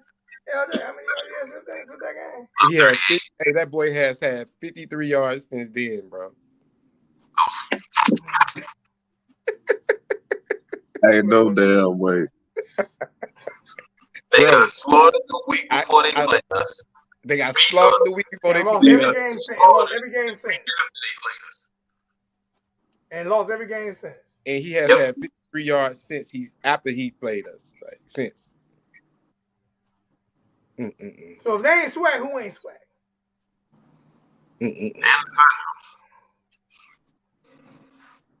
So, what y'all feel about him saying come get your jet? That's a tough one. I have an opinion on that. My whole thing is this: if you do not want to play, this is completely for if you do not want to play. Okay, if you want stuff handed to you, if you don't want to work, if you don't want to get out there, like you said with Don Cheney, bro. Don Cheney came back from an injury, am I correct? Dad Franklin wasn't injured, right? When Don Cheney started getting reps over him, he took his ball, he powdered it, he went into the transfer portal. But my question is, I probably would have too, especially when he had earned that. Like, I've been out here balling. So are you playing favorites? Are you playing favorites? But the thing is that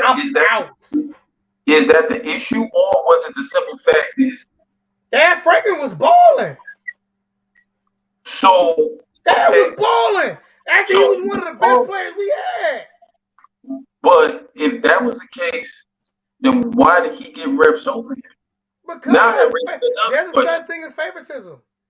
There's a such thing as favoritism in college, in all the sports, and on the job. You know, people get promotions over other people who don't deserve it every single day.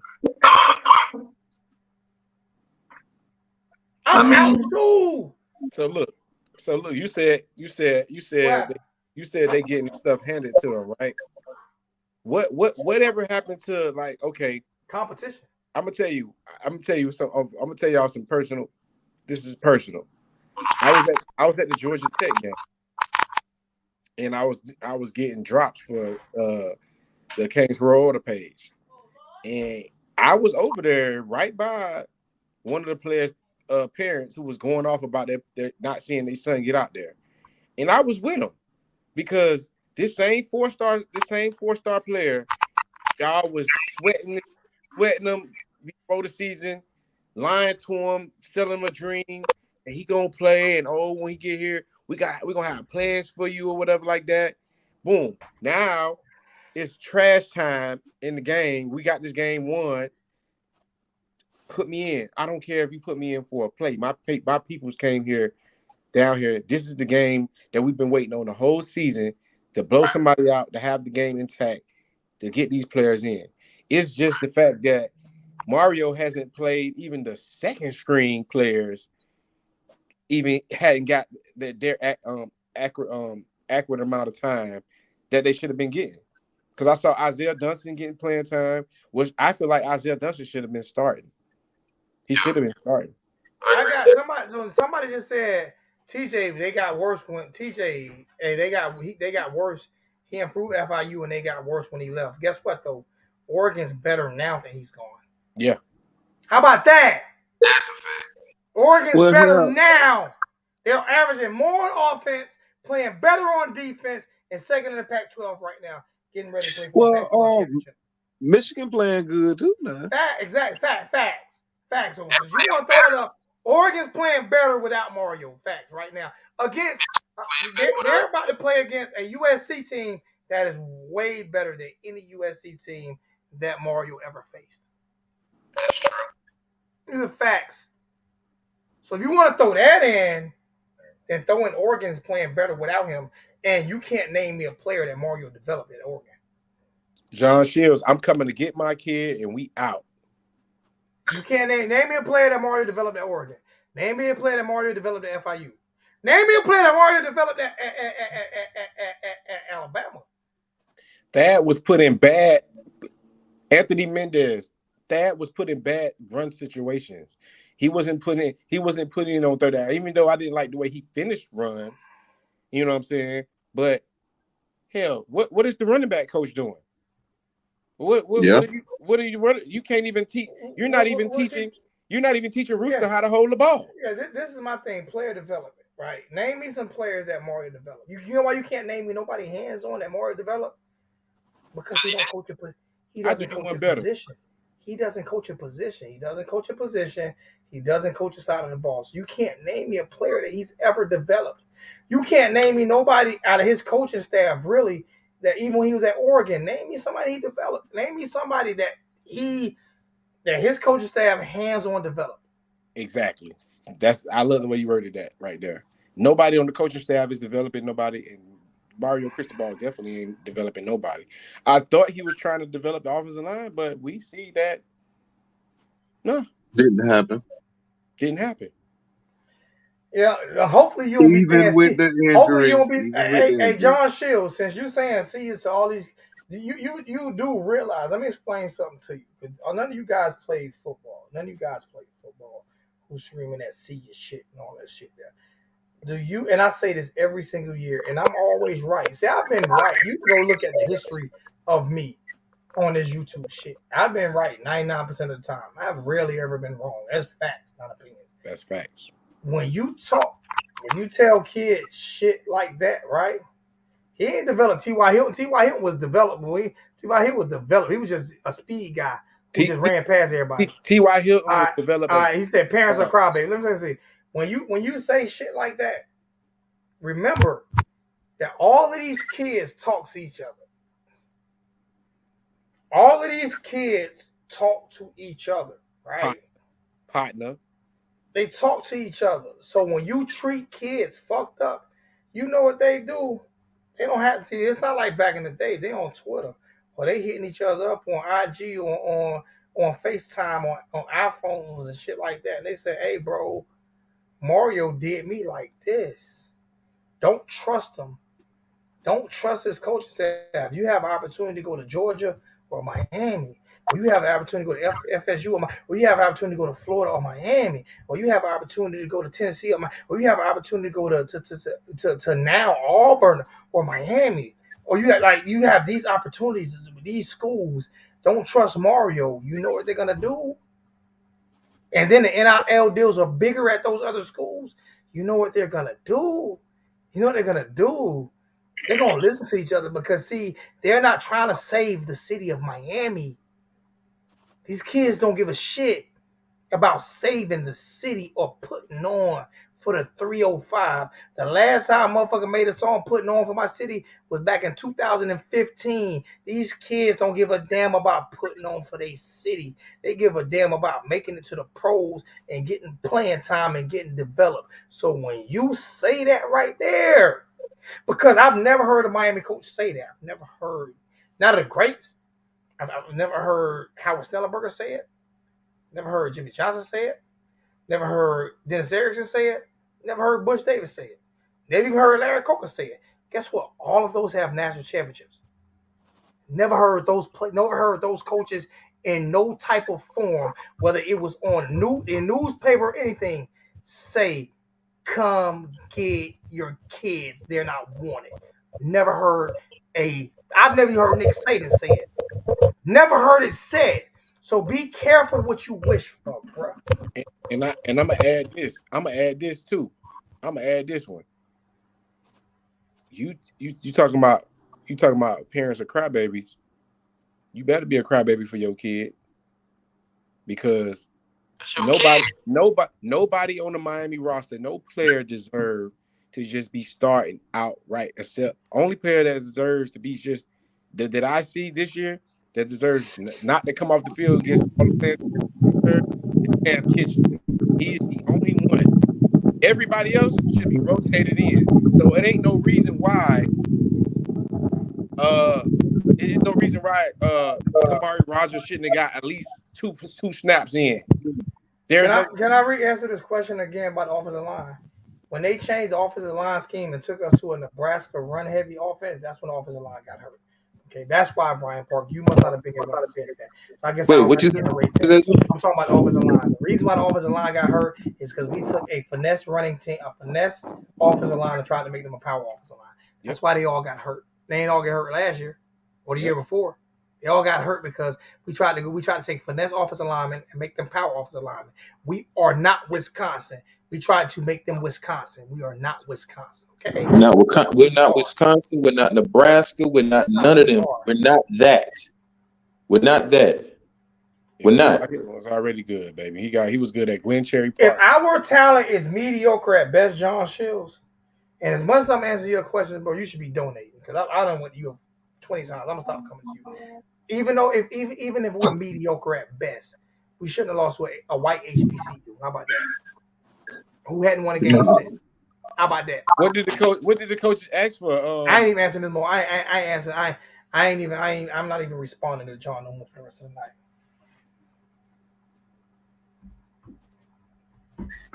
Yeah, man. But I want to see Kamani McCain come in. I want to see him develop. Just because he's a 5-star, that don't mean he don't need to be developed. Everybody got to work. That 5-star don't mean nothing when you in college, because there's somebody else that's a 5-star that's probably better than you. You need to work. My whole thing is we're like this is my thing, right? We'll blame as fans, right?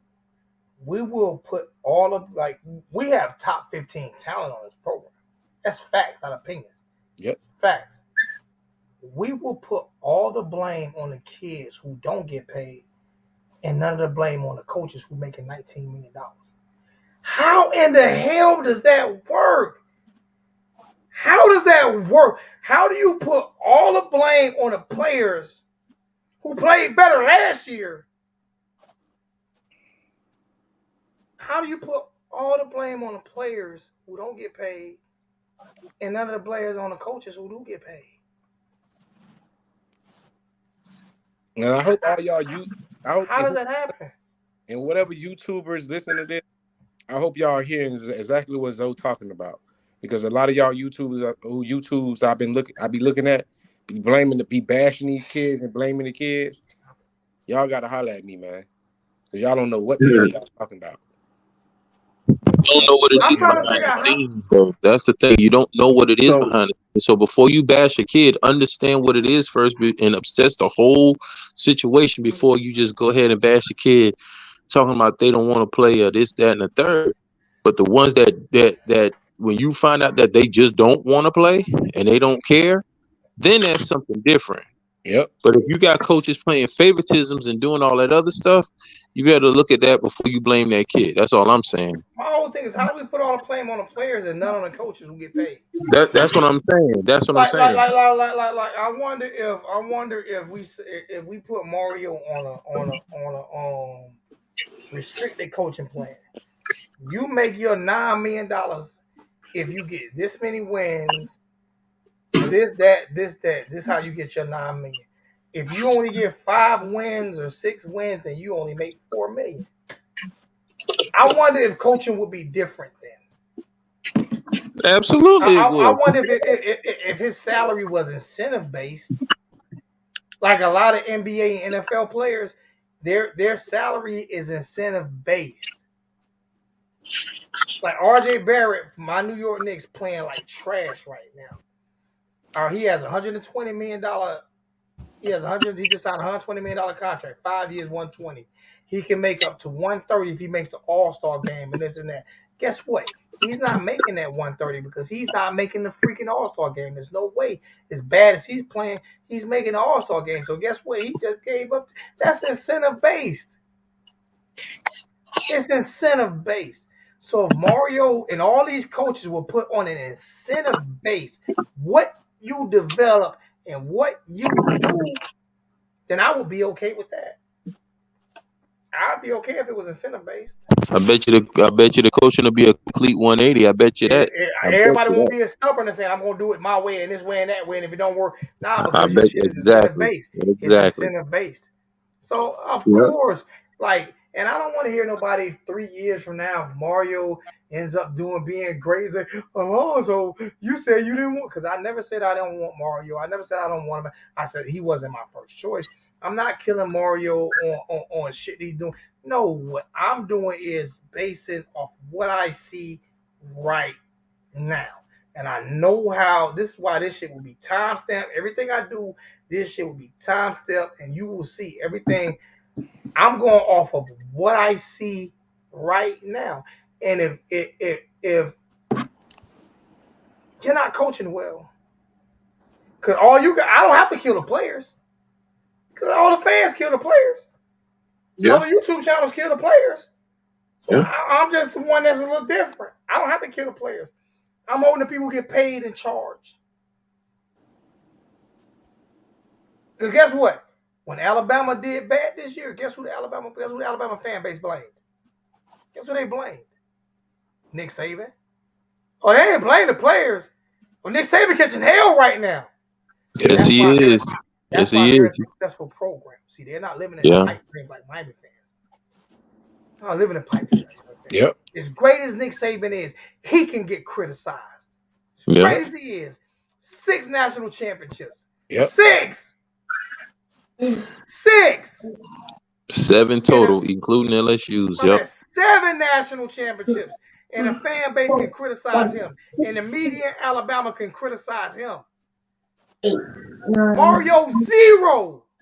And you criticize him as blasphemy when it comes to the Miami fans. Miss me with that shit.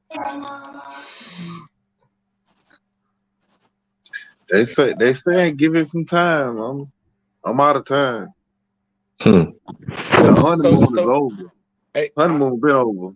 Y'all, I feel like it's too many I feel like it's too many ingredients in the gumbo. Highsmith didn't hire Mario. Mario got Highsmith hired.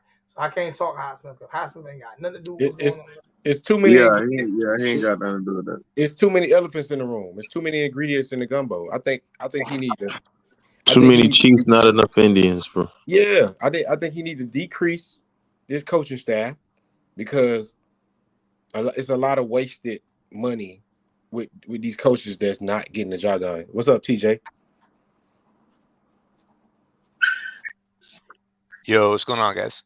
What's going on? Not much. What's up with you, man? Yeah, it's been a rough season, but there aren't no incentives in his contract. That $9 million is flat out.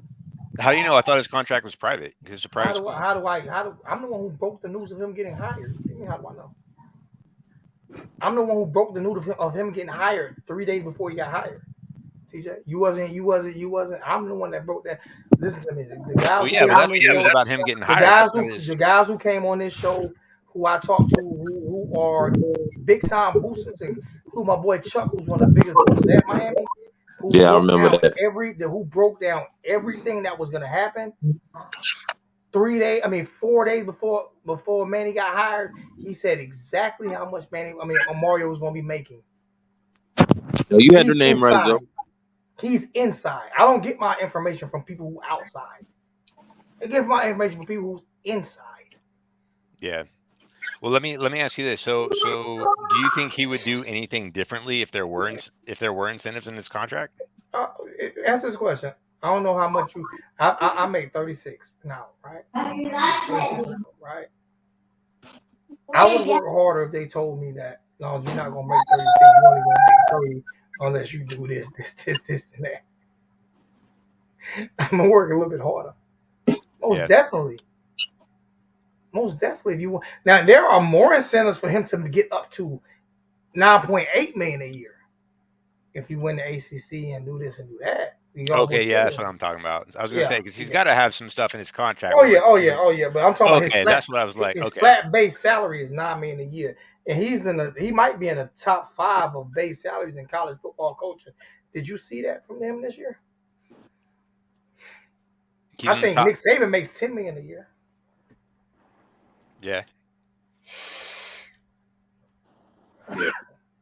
Did you see any type of Nick Saban coaching? I think Alabama lost 2 games this year, and they're having a fucking fit in Alabama right now.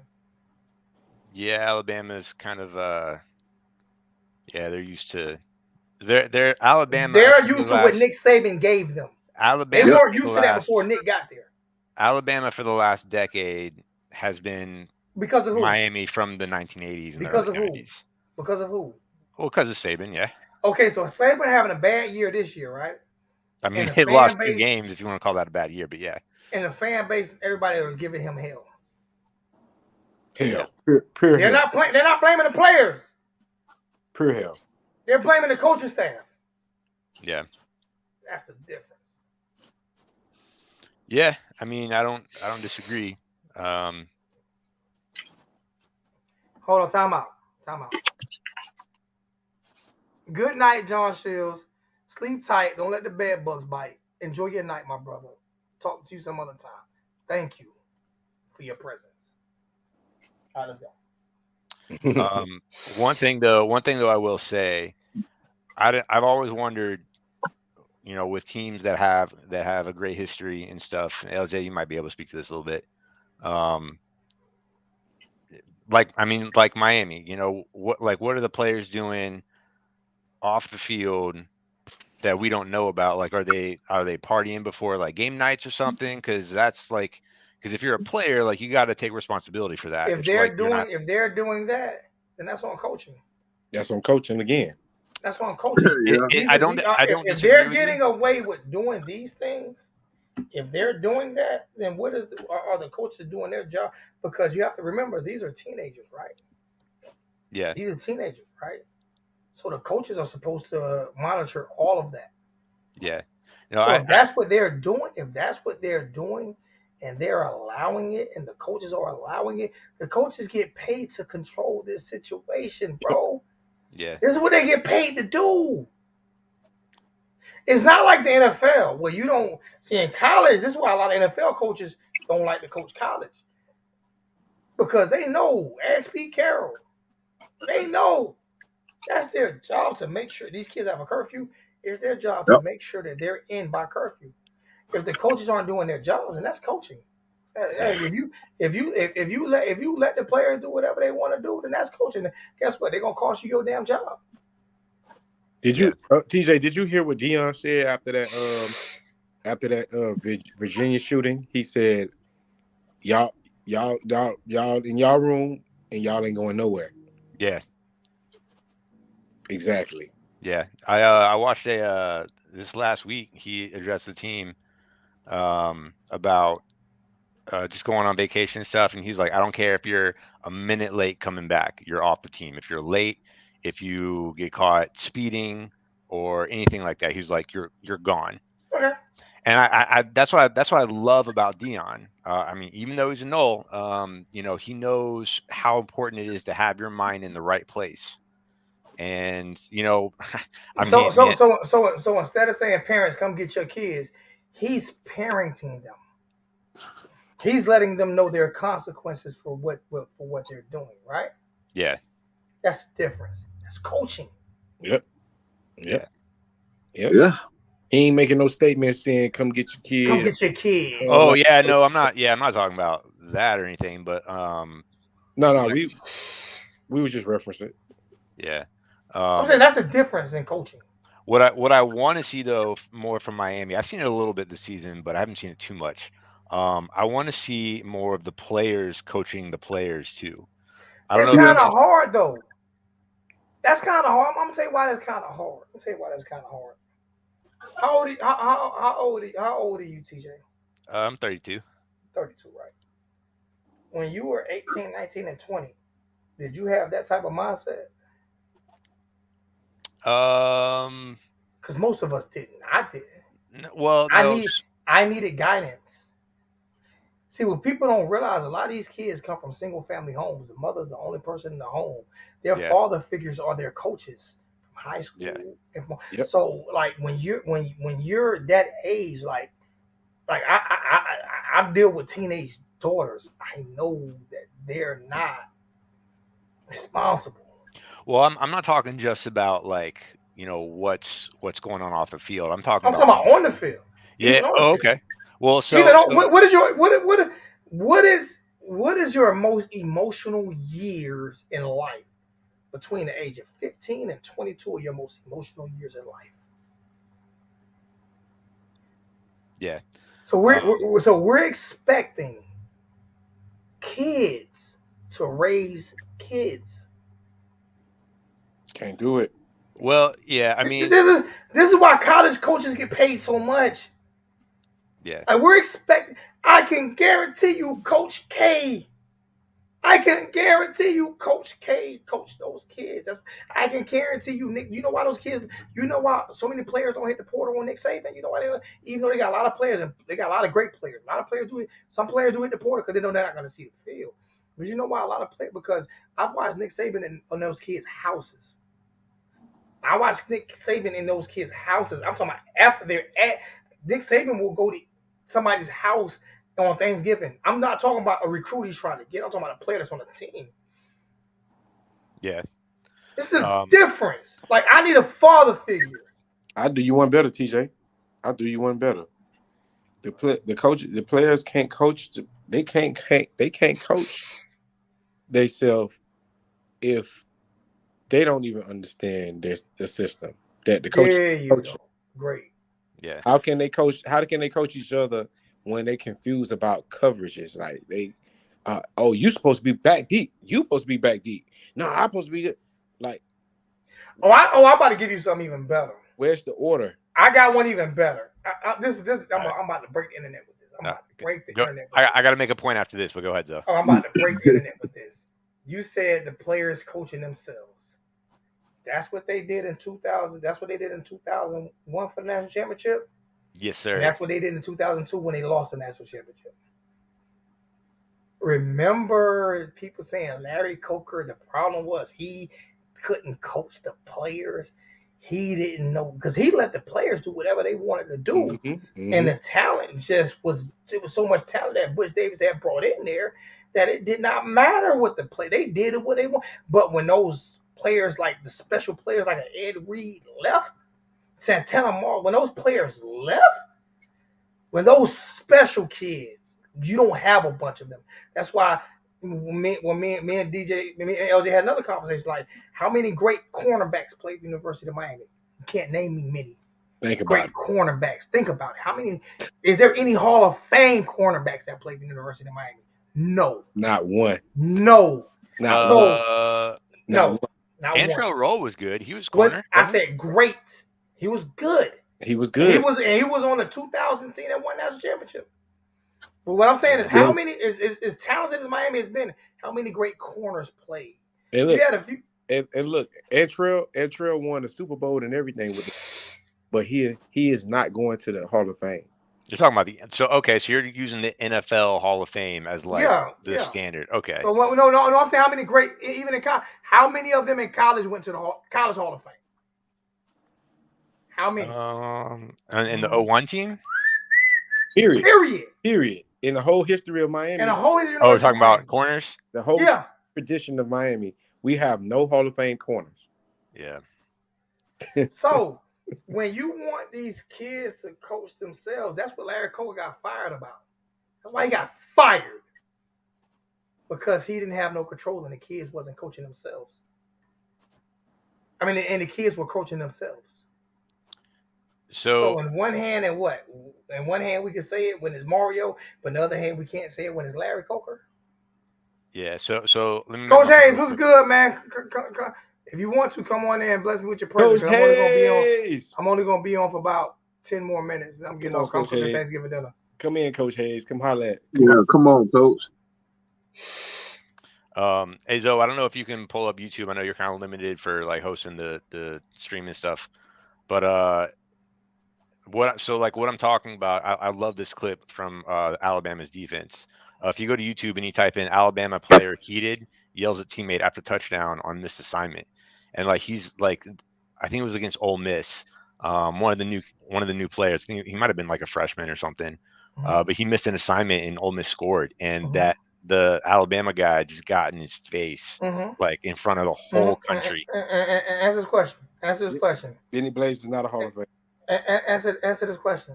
Answer this question. Benny plays safety too. Stop playing. Answer this question for me. Who has that guy been coached by for years?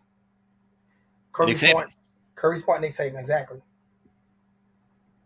Yeah. So he's been groomed. He's been groomed. What we're asking is guys who have never been coached by great coaches to be great. Yeah. I mean, I don't disagree with you. This is what I mean by having coaches and father figures in these kids' lives where they can grow into that position. What player on our team has had a coach that has been coached by great players from great father figures who has put them in that position? Name me a coach. In the past, since Butch Davis, name me a coach.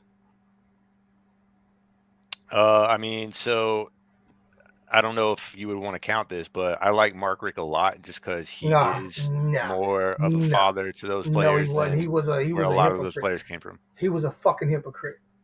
Why? He was a fucking hypocrite. He did so much shit in front of. Did you see the interview with what was the quarterback name?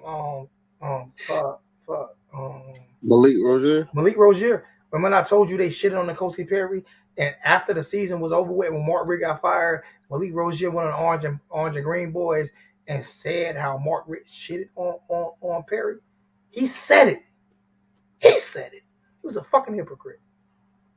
Just because you're a preacher don't make you a father figure. Jim Jones was a preacher. He killed everybody. He killed everybody in his camp. He made everybody drink Kool-Aid. Yeah. Think that preacher title put something in front of me? He hired his son as offensive coordinator who didn't deserve it. His son never called a play in his life. He had his son calling plays. Mark was a fucking hypocrite. That's why he didn't win at Georgia. Why Kirby Smart won at Georgia in 3 years and Mark couldn't win at 15? I don't know. I mean, he won at Georgia. If you know, no. He did not win at Georgia. He won games at Georgia. He didn't win shit that mattered. I mean, I don't know if I agree with that. If I agree with him. What did he win? I agree with myself. Yeah, I know you agree with yourselves though. No, but what did he win? What did he win? Well, they had the best recruiting class every day. Every coach that came in the SEC East, which is the weakest conference in the SEC, all the great coaches, Steve Spurrier, even what's the name from Philip Farmer, those coaches won national championships, right? And then when those coaches left, and when Philip Farmer got fired and Steve Spurrier left, went to the NFL, guess what? Urban Meyer came and took over the SEC East and won 2 national championships. What did Mark Richt do? Twiddle his fucking thumbs. Missouri came over there 2 years in a row, their first 2 years in the SEC East, and won the SEC East their first 2 years in the SEC by beating who? Guess what? Mark Richt. And then when Steve Spurrier came to South Carolina, guess what he did after he left the NFL from Washington, came back to the SEC East and went to the University of South Carolina? Guess what he did? Whoop Mark Richt ass. So what did Mark Richt do? And TJ, all of the Georgia fan base will tell you the same thing too about Mark Richt too. Yeah, what did he do? So I'll say regular this. season games. So I'll say this. I think if Mark Richt had not had Nick Saban in the SEC, I think he'd probably have a couple titles. Urban No. Meyer won two. Urban Meyer won two in the SEC East Exactly. during Nick Saban time. He won two. Philip Farmer won one. Steve Spurrier won one. Both he was in the SEC East before Nick. Steve Spurrier won. Philip Farmer from Tennessee won. Urban Meyer won two. A national title? National titles, yes. And then don't forget about who was Auburn's coach. No, and then Gus Malzahn, and he won one. And then they came back another time for another one. Oh, you're talking about with the Gators though. Yeah, I'm talking about and Auburn. Yeah, but Steve and Spurrier. Not just that. Les Miles ended up winning at LSU. Yeah, but Steve Spurrier didn't win. Why, and they all beat Nick Saban. All this was wild before Nick Saban, and during Nick Saban.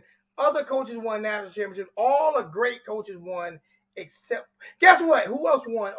Guess who else won a national championship with Nick Saban in the SEC East? I mean SEC West. What's our boy name that coach at Miami? What's his name? That coach at LSU 1 year. Coach O. Coach Orgeron also won one while Nick Saban was there. Any more excuses for the great late Mark Richt? Yeah, but Spurrier didn't win one. He was at South Carolina though.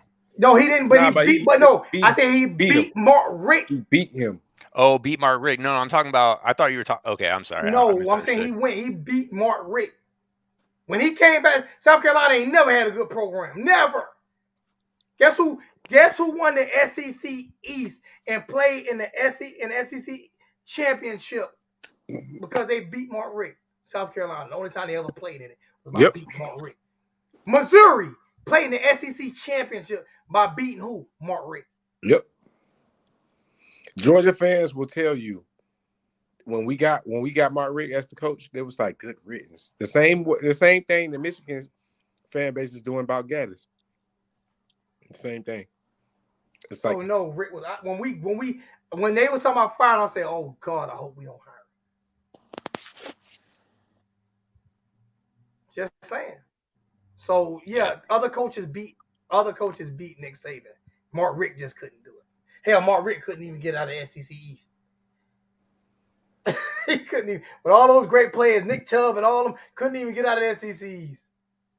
Yeah, I don't know if y'all saw in the chat, but I posted. I like Jimmy Johnson's philosophy, man. Just make practice so hard, you just weed out the players that can't take it. But Jimmy Johnson, it wasn't just that though. Them players love Jimmy.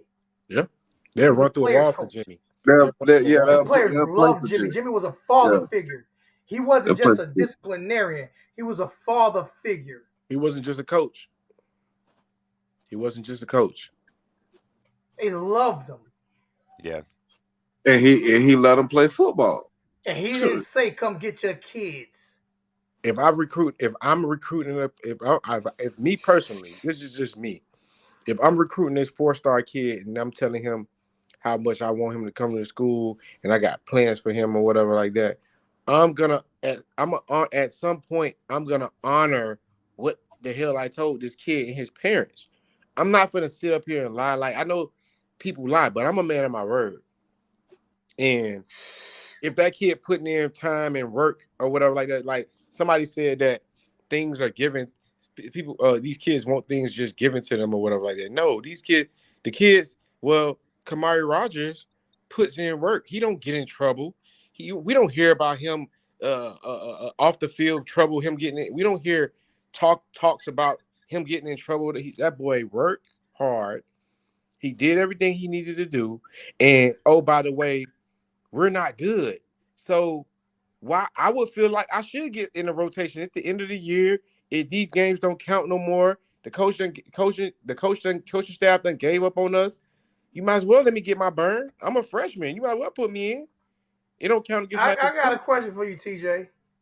You think Lane Kiffin plays this bad? You think Lane Kiffin, this team, if Lane Kiffin the coach, you think we're this bad? Nope.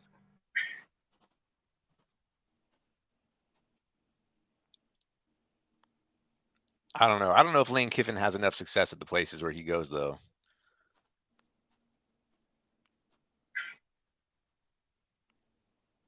What did he do at Tennessee? He left Tennessee before he started coaching.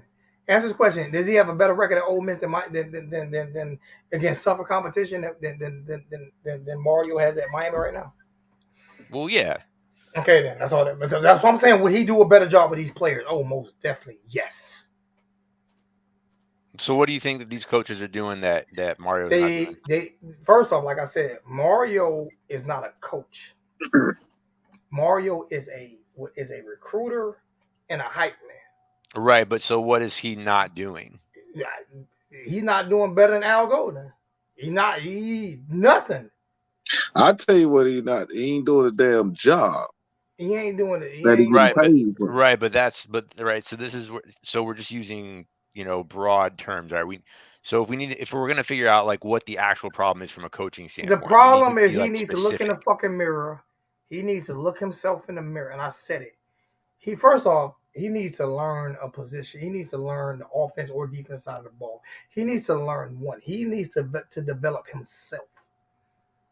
If you're an offensive line coach, then he needs to go sit down with whoever the best offensive coordinator in the country and learn that side of the ball, like your boy did in at Clemson, Dabo. Because Dabo wasn't a coach, but he knew offense now. That's why he walks around with that offensive play sheet. He knows how, if anything happens, he can call some plays. He's a smart guy. Mario has just always went off of his personality and can recruit. That's what he's done. He hasn't improved as a coach. He hasn't went out there and sat with the best offensive minds in the country and say, what can I do to develop myself to make myself a better coach? Because every coach that we won a national championship with was a coordinator. Jimmy Johnson was defense coordinator. Dennis Erickson was a defense coordinator. Howard Sellenberg was offensive coordinator. Butch Davis was a defense coordinator. What's name was offensive coordinator. Even Larry Coker was offensive coordinator. Mario was neither or. He was the offensive line coach, and that's it. So when that's all you know is offensive line, that's all I can depend on you for is to know offensive line, and that's it, then that's a problem. He needs to go to the offensive coordinator school of technology and business management and learn a offense because right now, as of right now, if offensive coordinator or defense coordinator quit, he knows nothing on neither side of the ball. He knows absolutely nothing, and that's a problem. He doesn't know how to call a play. He knows nothing. Yeah. So you think he's not knowledgeable enough about strategy for one Almost side of the definitely. ball? I most definitely believe he's not knowledgeable enough. Yes, most definitely. Now, do I think he can get that way? Yes.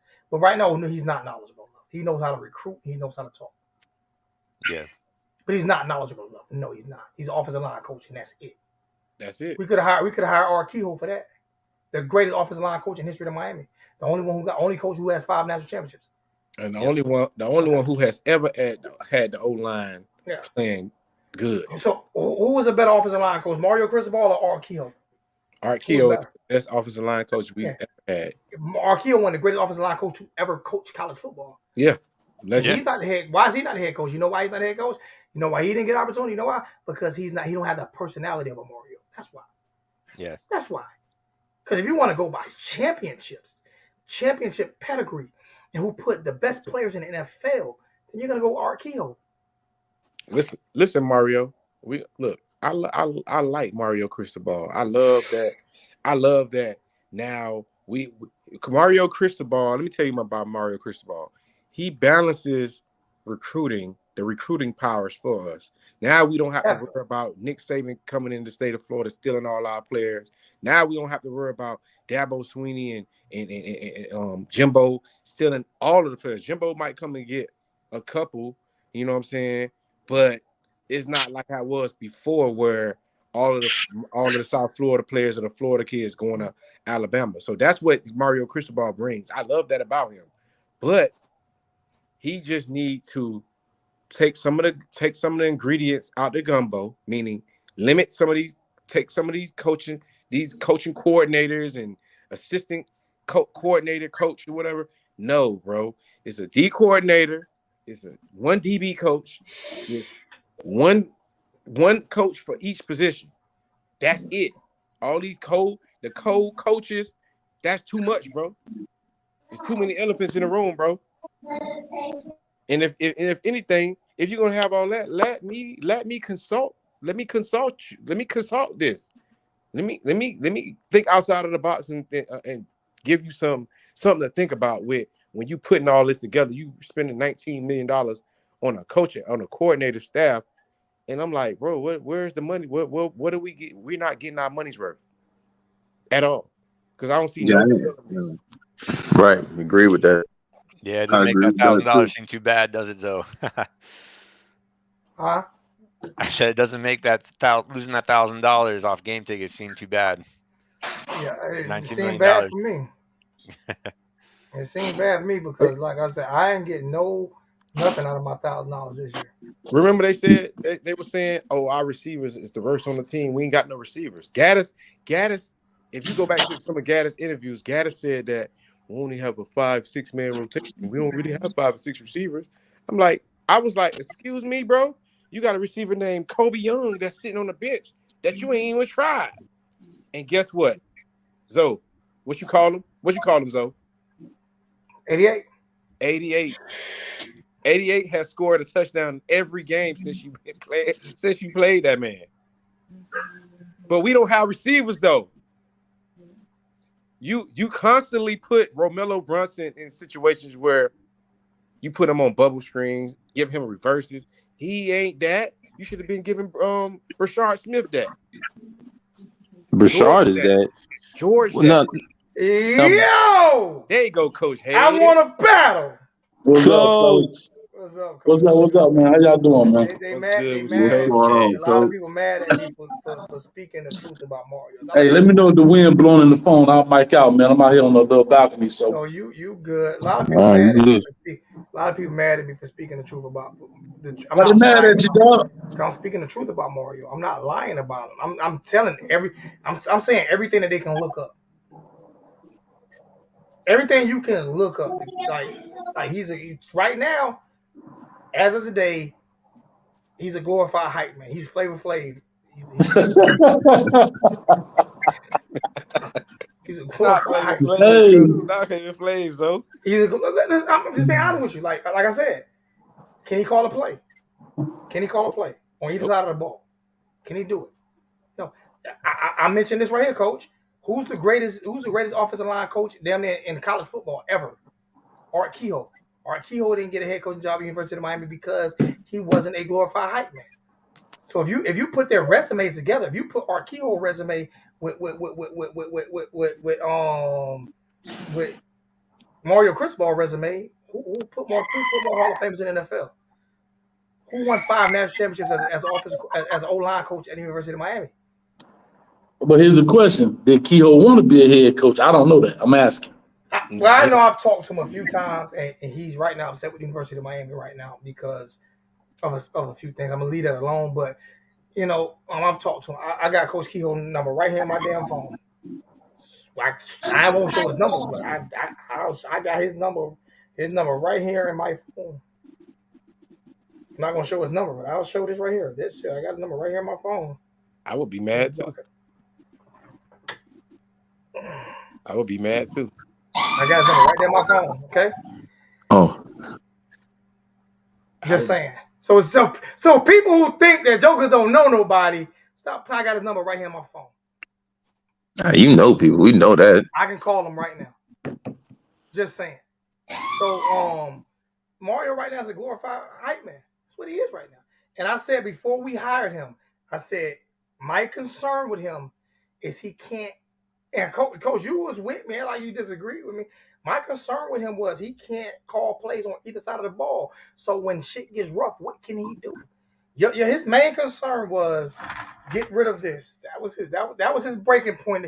That's the only thing that he's done since he got to the University of Miami was get rid of the turnover chain. Like we lost to an all-white HBCU.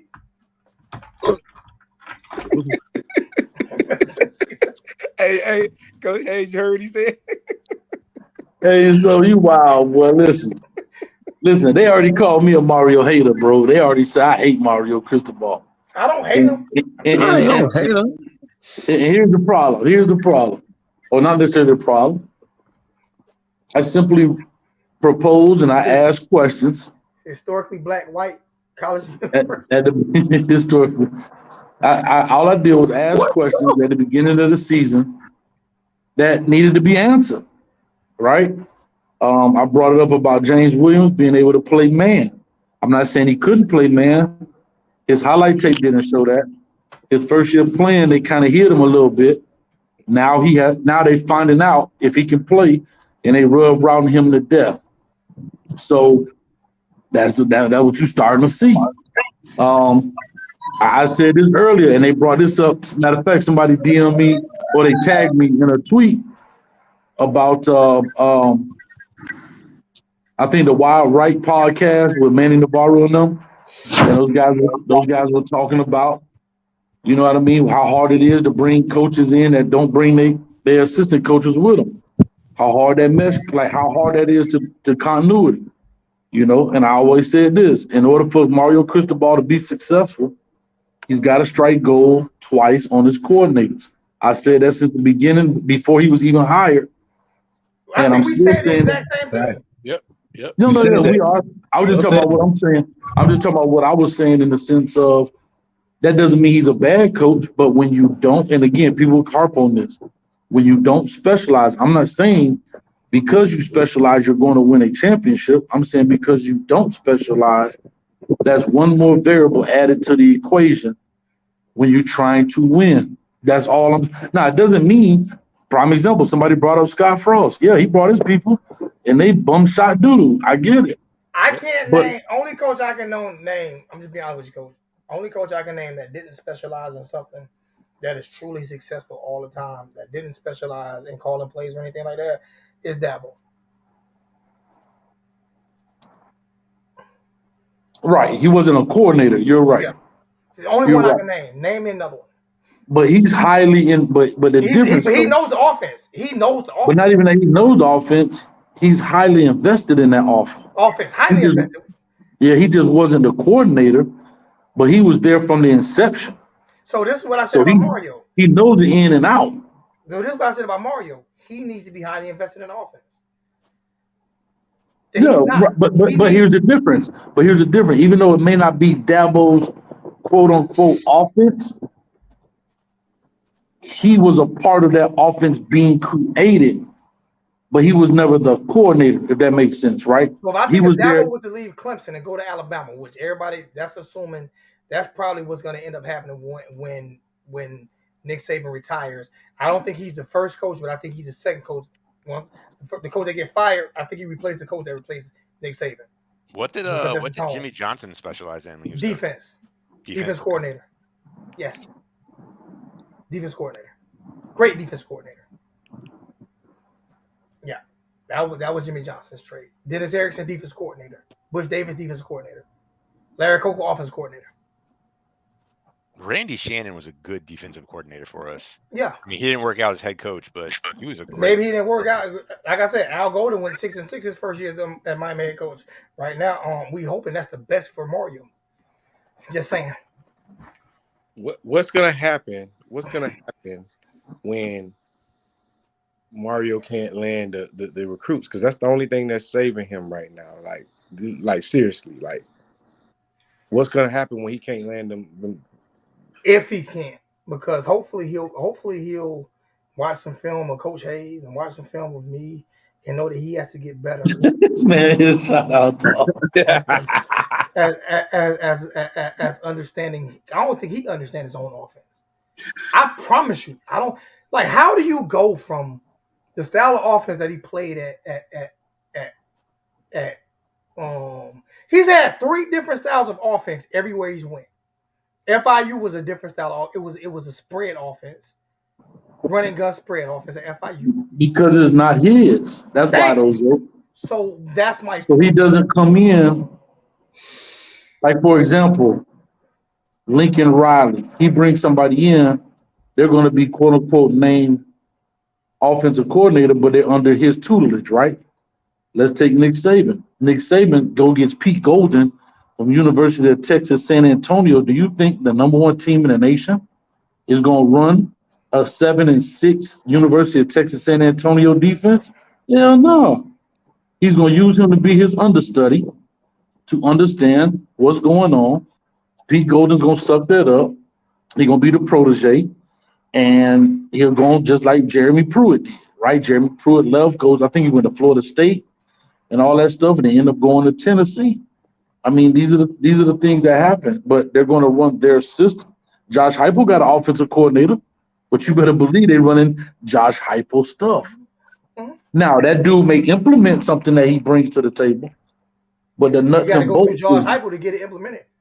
come on. And so that's that. They got an offensive coordinator, but who calling plays on Saturday?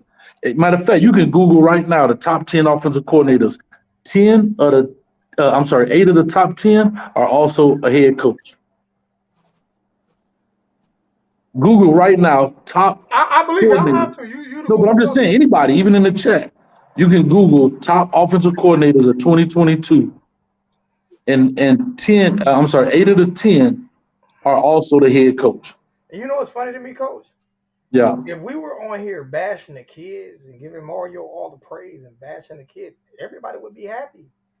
Nobody's happy with saying Mario has to do better.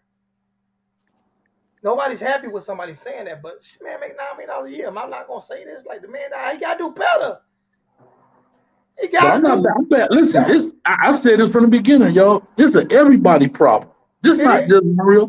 This it, is it, everybody need to sit at the conference table from the head coach to the water girl and stand up and say, I got issues. It is my fault, the reason we're in this situation. the first donation in the chat after being on for 2 hours and 21 minutes, and it's for Coach Hayes.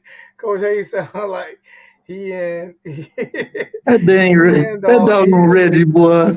Reggie ain't donated all chat. He finally donated. Thank you, Reggie, for donating for I Coach got them Hayes. balls. Look at them I, balls behind me. I got balls behind me. I sent Coach Hayes that $5. I I got don't them. know what that say So, on the back, but I got but them. I got them Brittany that top 10 Griner. list for you, Coach Hayes.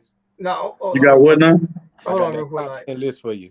everything Coach Hayes saying, me and Coach Hayes did a show before Mario got hired, and they killed us. He did it on mine. I did it on his, and we talked about the exact same thing with Mario never calling plays, and that's going to be a problem. So even if Josh Gaddis leaves this year, whoever Mario brings in, they're going to bring in a whole different system, and Mario's not going to know it, and that's a problem. Go ahead with the top 10. Tony Elliott, head coach. Steve Sarkisian, head coach. Gus Malzahn, head coach. Lincoln Riley, head coach. Mike Bobo.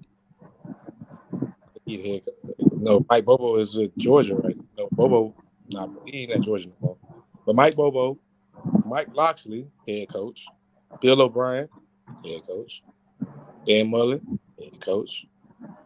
Joe Moorhead, I don't even know who he is. Rich Rodriguez. Joe Moorhead. Hold on, what list is that? Top 10 offensive coordinators. Oh, okay, but you need to put top 10 coordinators for 2022 and see what come up. Because you talking about Rich Rod and them boys gone, but just put top 10 just for this season, I'm saying. Oh, for this season. Okay, I got it right here, though. Yeah. Lincoln Riley, Jeff Libby, Steve Sarkisian, Zach Kittley, Josh Gaddis, Josh Heupel, Jeff Grimes, Bill Josh Gaddis on there? Yeah. Damn. In the top 10? In the top 10 for 2022? That must be 2021.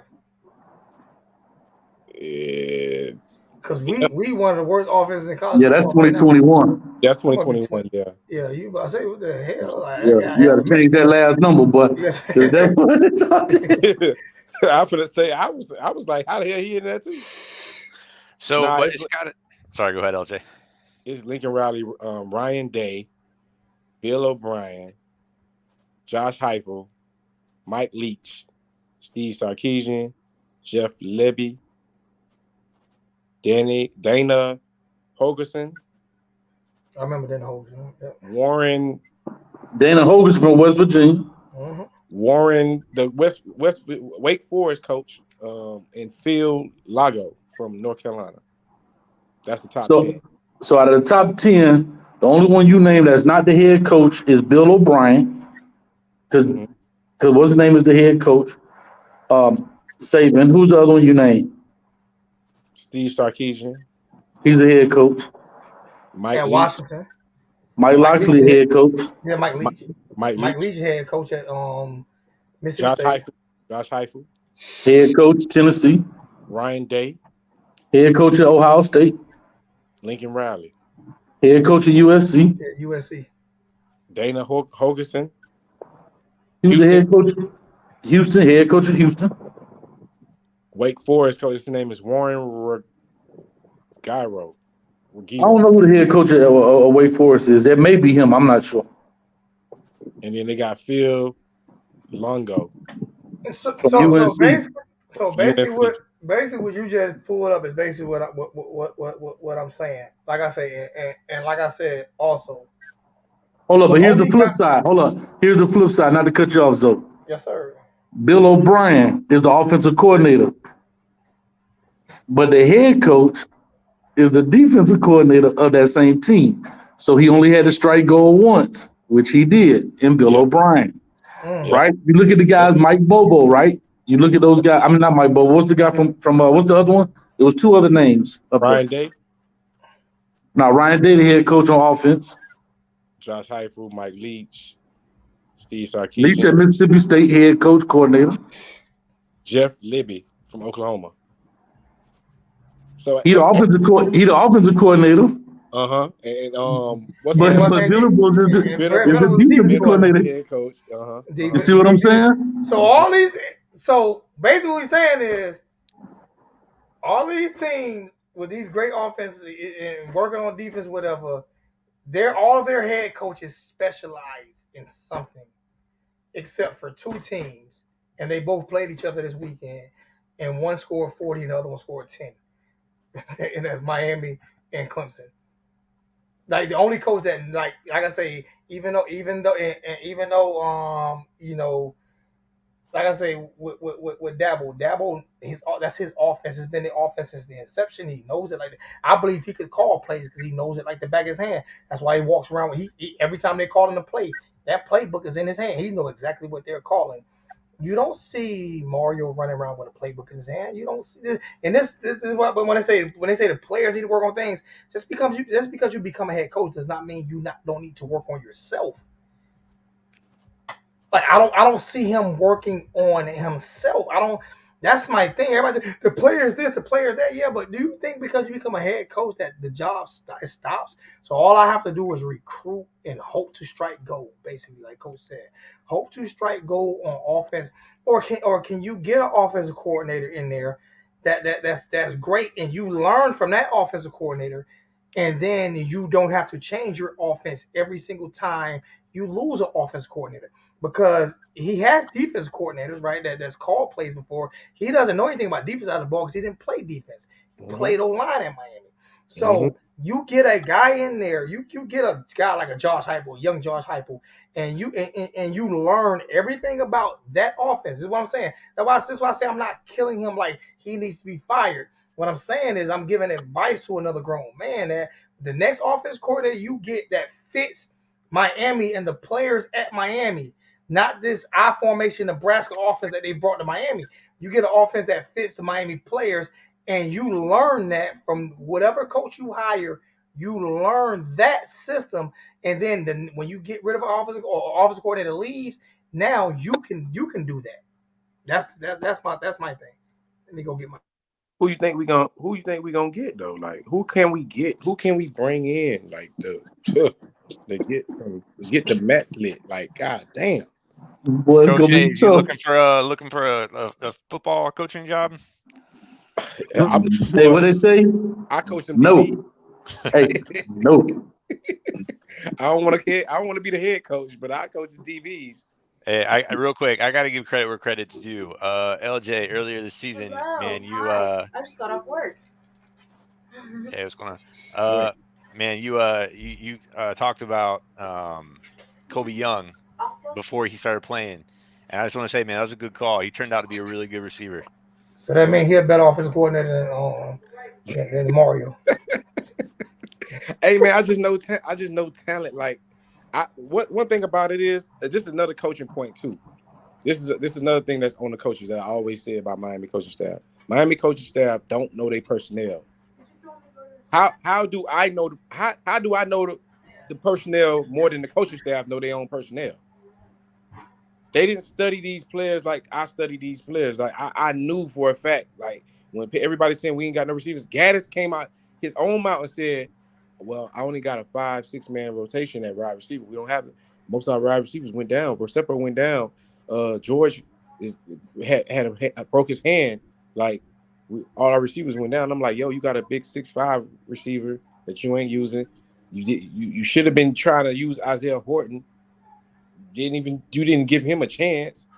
Like, and I keep talking. They keep talking about what court. Listen, I understand what y'all saying. What coordinator to hire? I don't care what coordinator they hire. Like serious, man. I do care, but my thing is, and Coach Hayes said it perfect. Striking gold. Whenever Mario hires another coordinator, Gaddis got to go.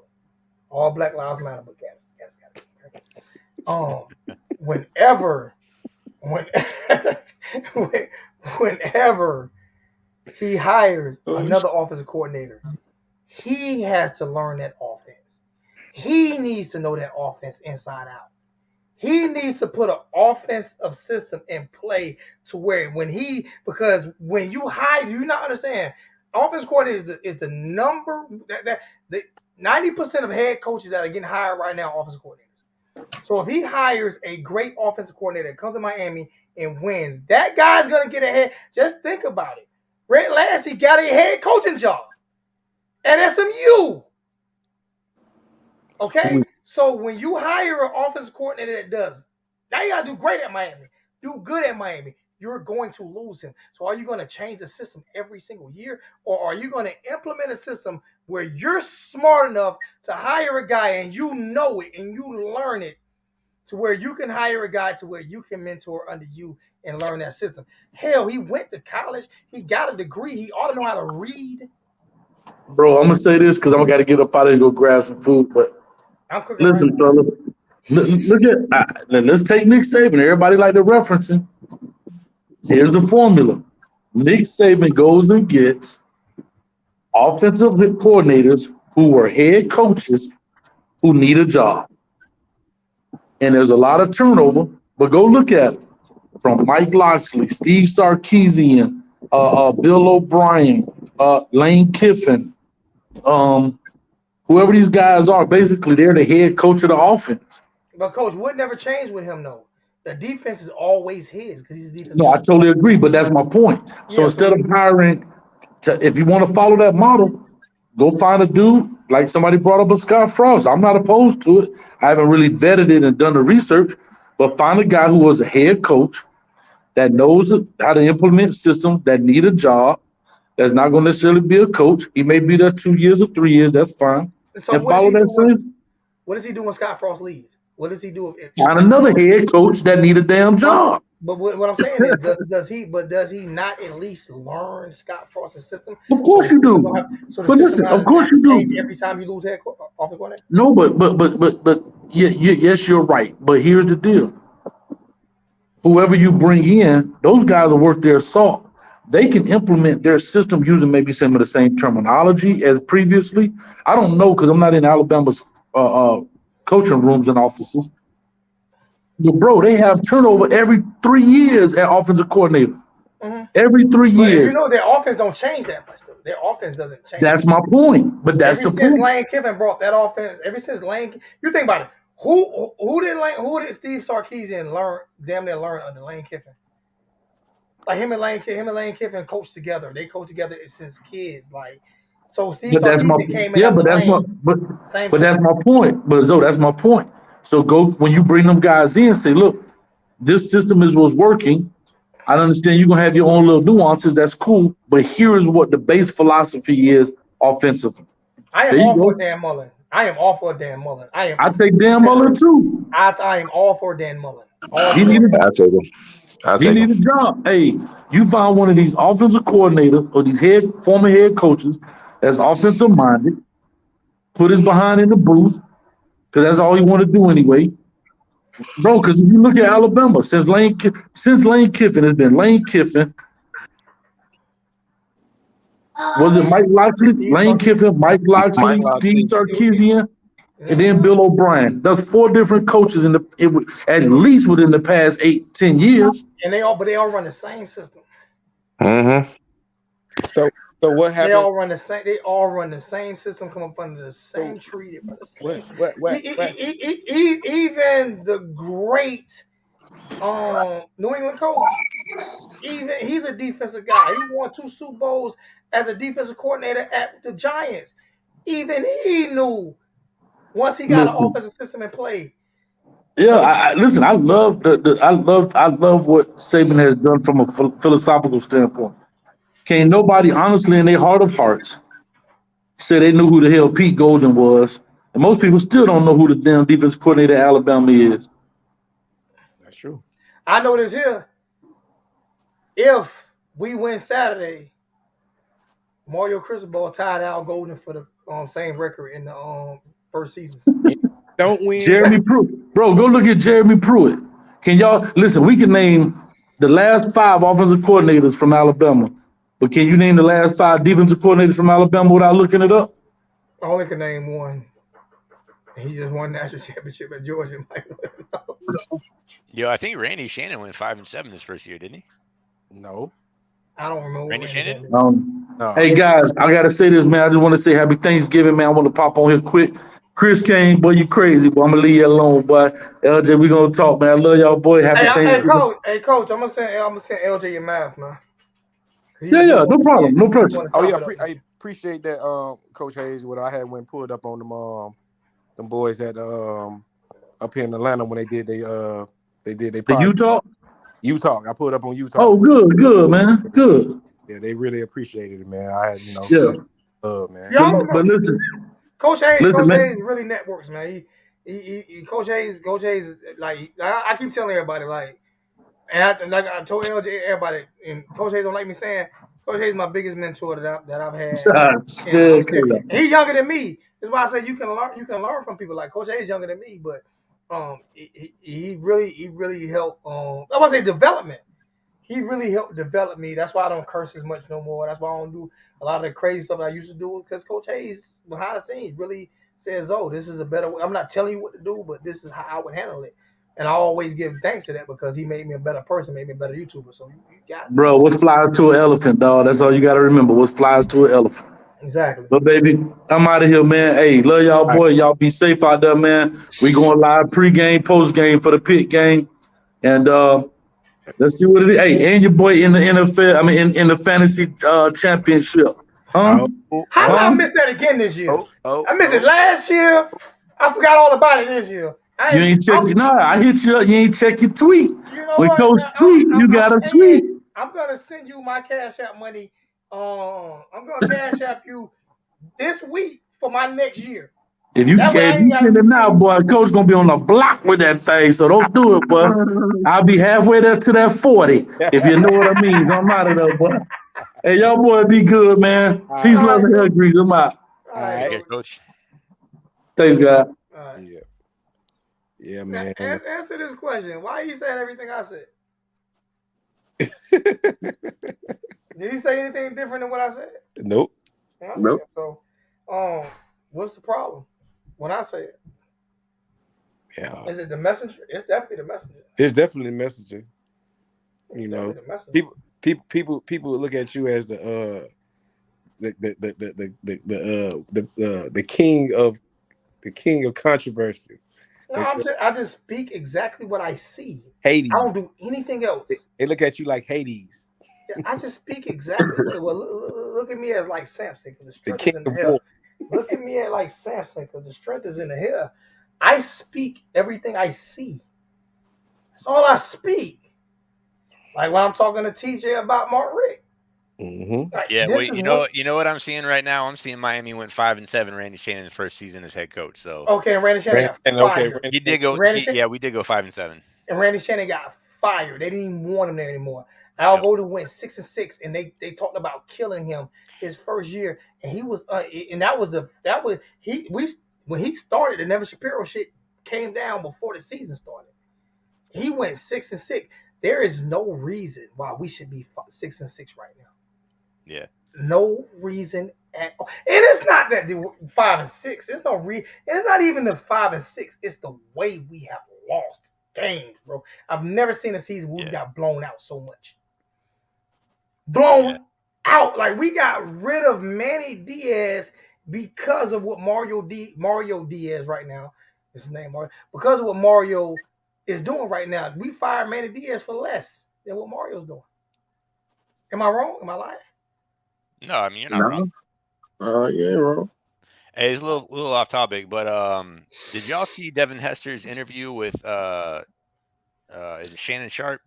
Nope. Y'all didn't see that?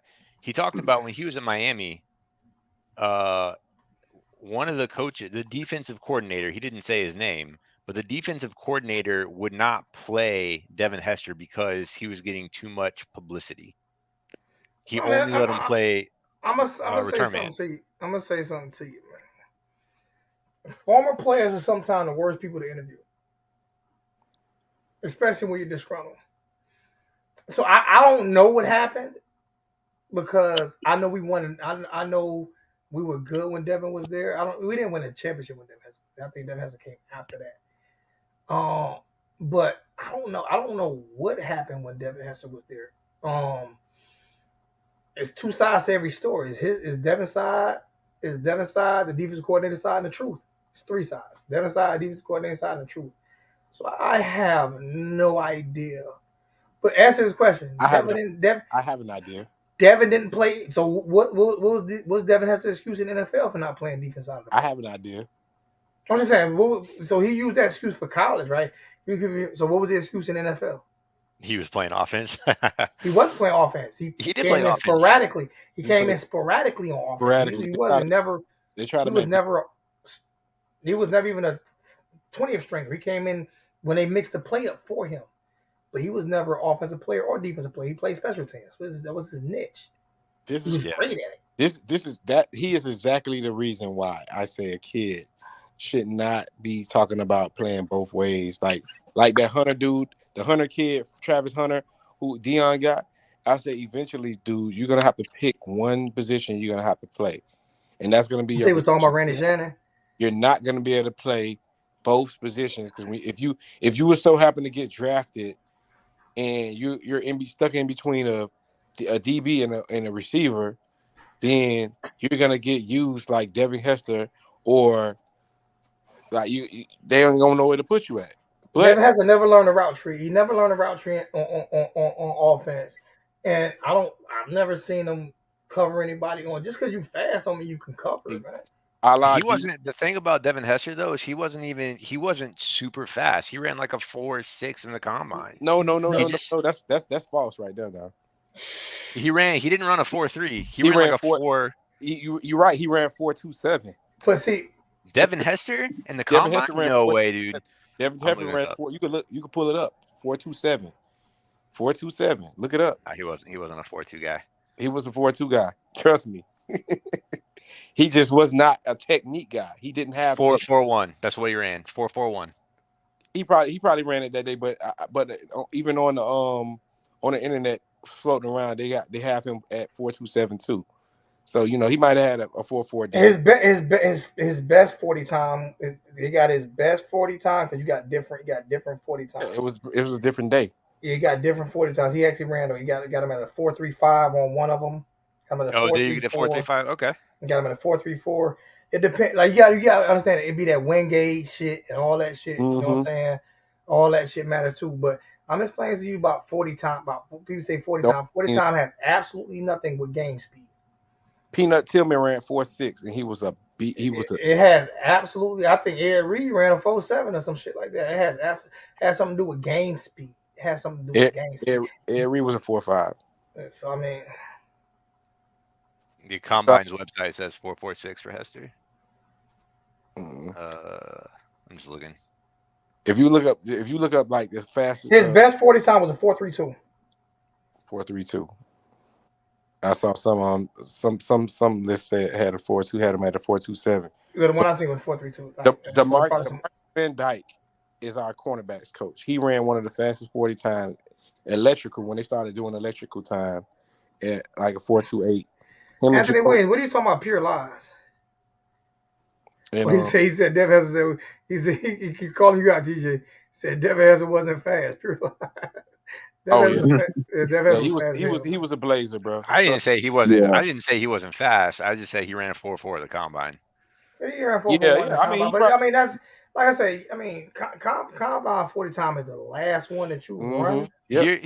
Here's the thing about football that's really interesting to me, and there's no you can solid slip, not have a great takeoff and have a bad 40 time at NFL combine or any 40 time.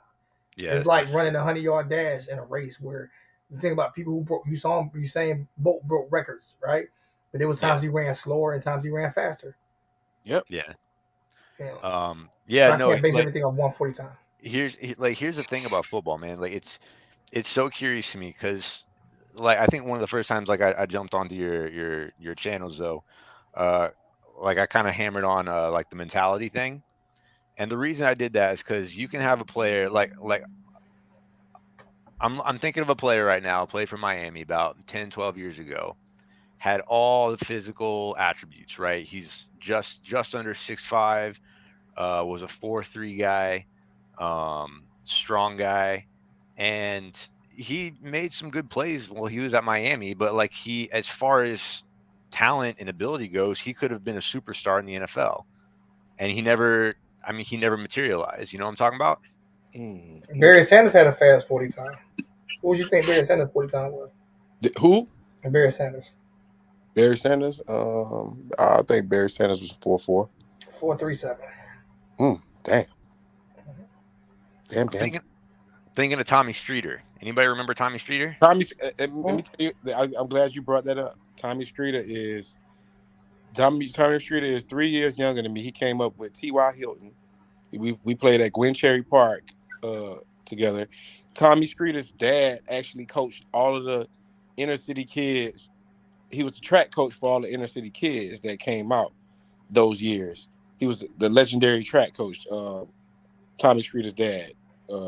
And Streeter has always been like the tallest, most athletic kid on all of his little football, all of the teams that he was on. Yeah, when he was coming up.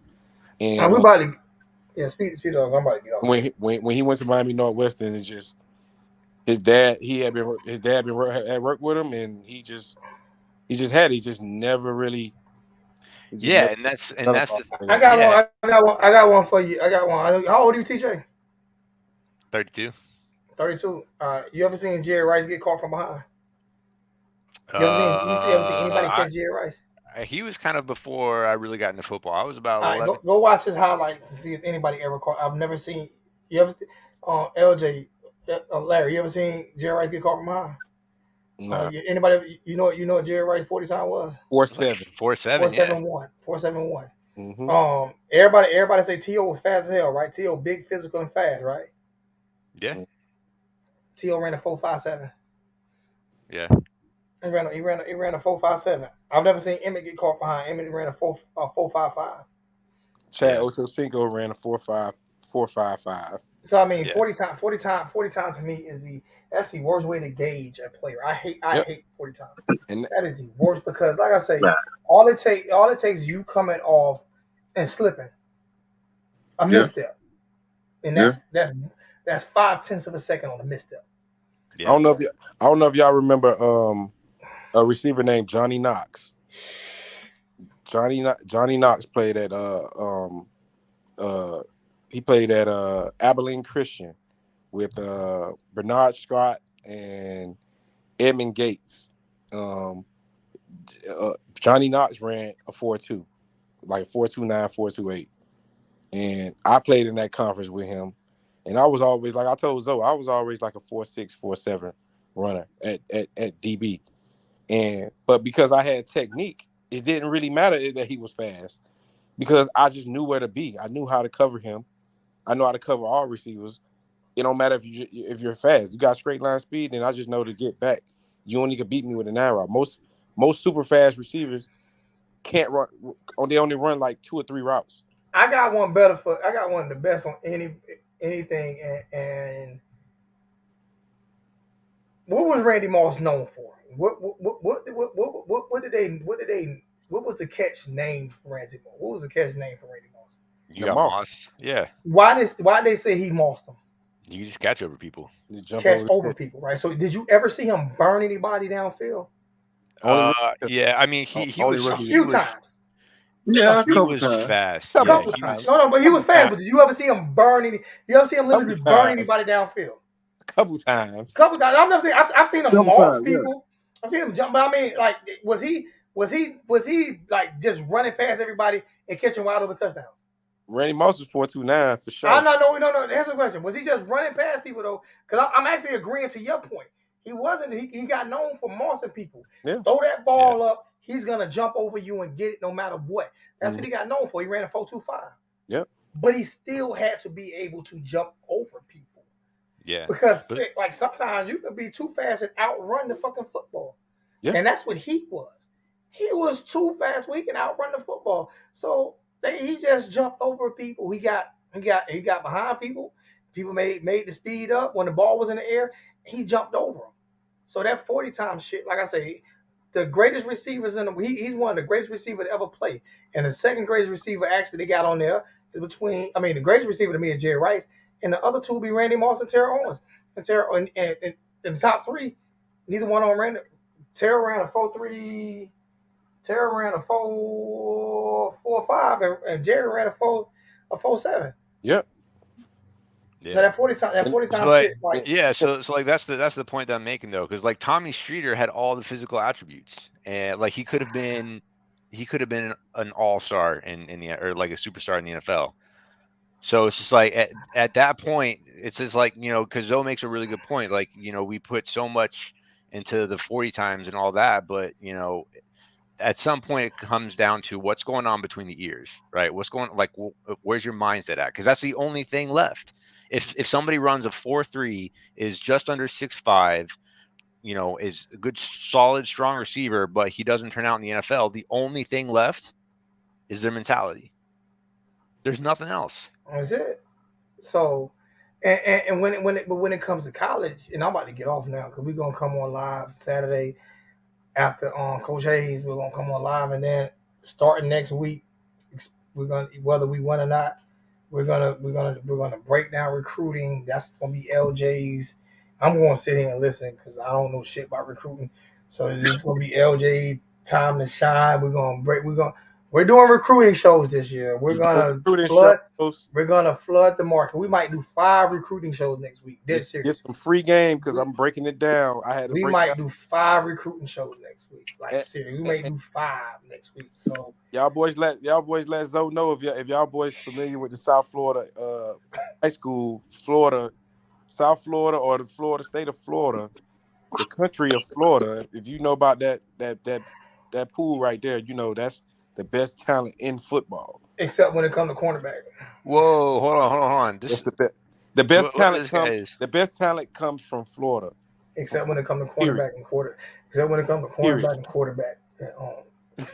Except for quarterback. Except for cornerback and quarterback. Except for cornerback, quarterback, and O-line. Not I gotta throw corner in there because you can't give me no Hall of Famers. We got Kamani, but we got Kamani. You can't give me no Hall of Famer. I'm throwing. Listen, I ain't letting you lay this down. Listen. I love Miami. I love South Florida football. That's at Miami. But until we get some Hall of Fame quarterbacks out of the city of Dade, out of the county of Dade, Patrick. Deion Sanders from Fort Myers. That's Florida though. Yo, I don't know who this G-Man is, CGS. Darren Woodson from Ohio. Hey, yeah, until y'all get until Miami, the city of Miami, put out some Hall of Fame cornerbacks, I ain't letting y'all get it. And they should have been plenty of them. I ain't letting y'all get it. I don't know who this. I got the troll. I'm trolling. My favorite school right now. My favorite 2 high schools is Boise Panama City, because I went there. And Miami Northwestern always been my side. I would love Miami Northwestern. Ah, So I got to give it up. But you know what? We had this conversation offline. I was like, you know what? Show me some Hall of Famers. Show me some Hall. that's true. Oh, hey Zoe, I looked up that 75 Ranger regiment, man. Those are some bad dudes. Told you. Yeah, Told you. those are bad dudes, man. Them in the green berets in Delta. Yeah, I still don't know if they got it over the SEALs though, man. That's a different group of guys. It's close. They just, you know, the difference is the SEALs get the publicity and the 75th don't want it and won't get it.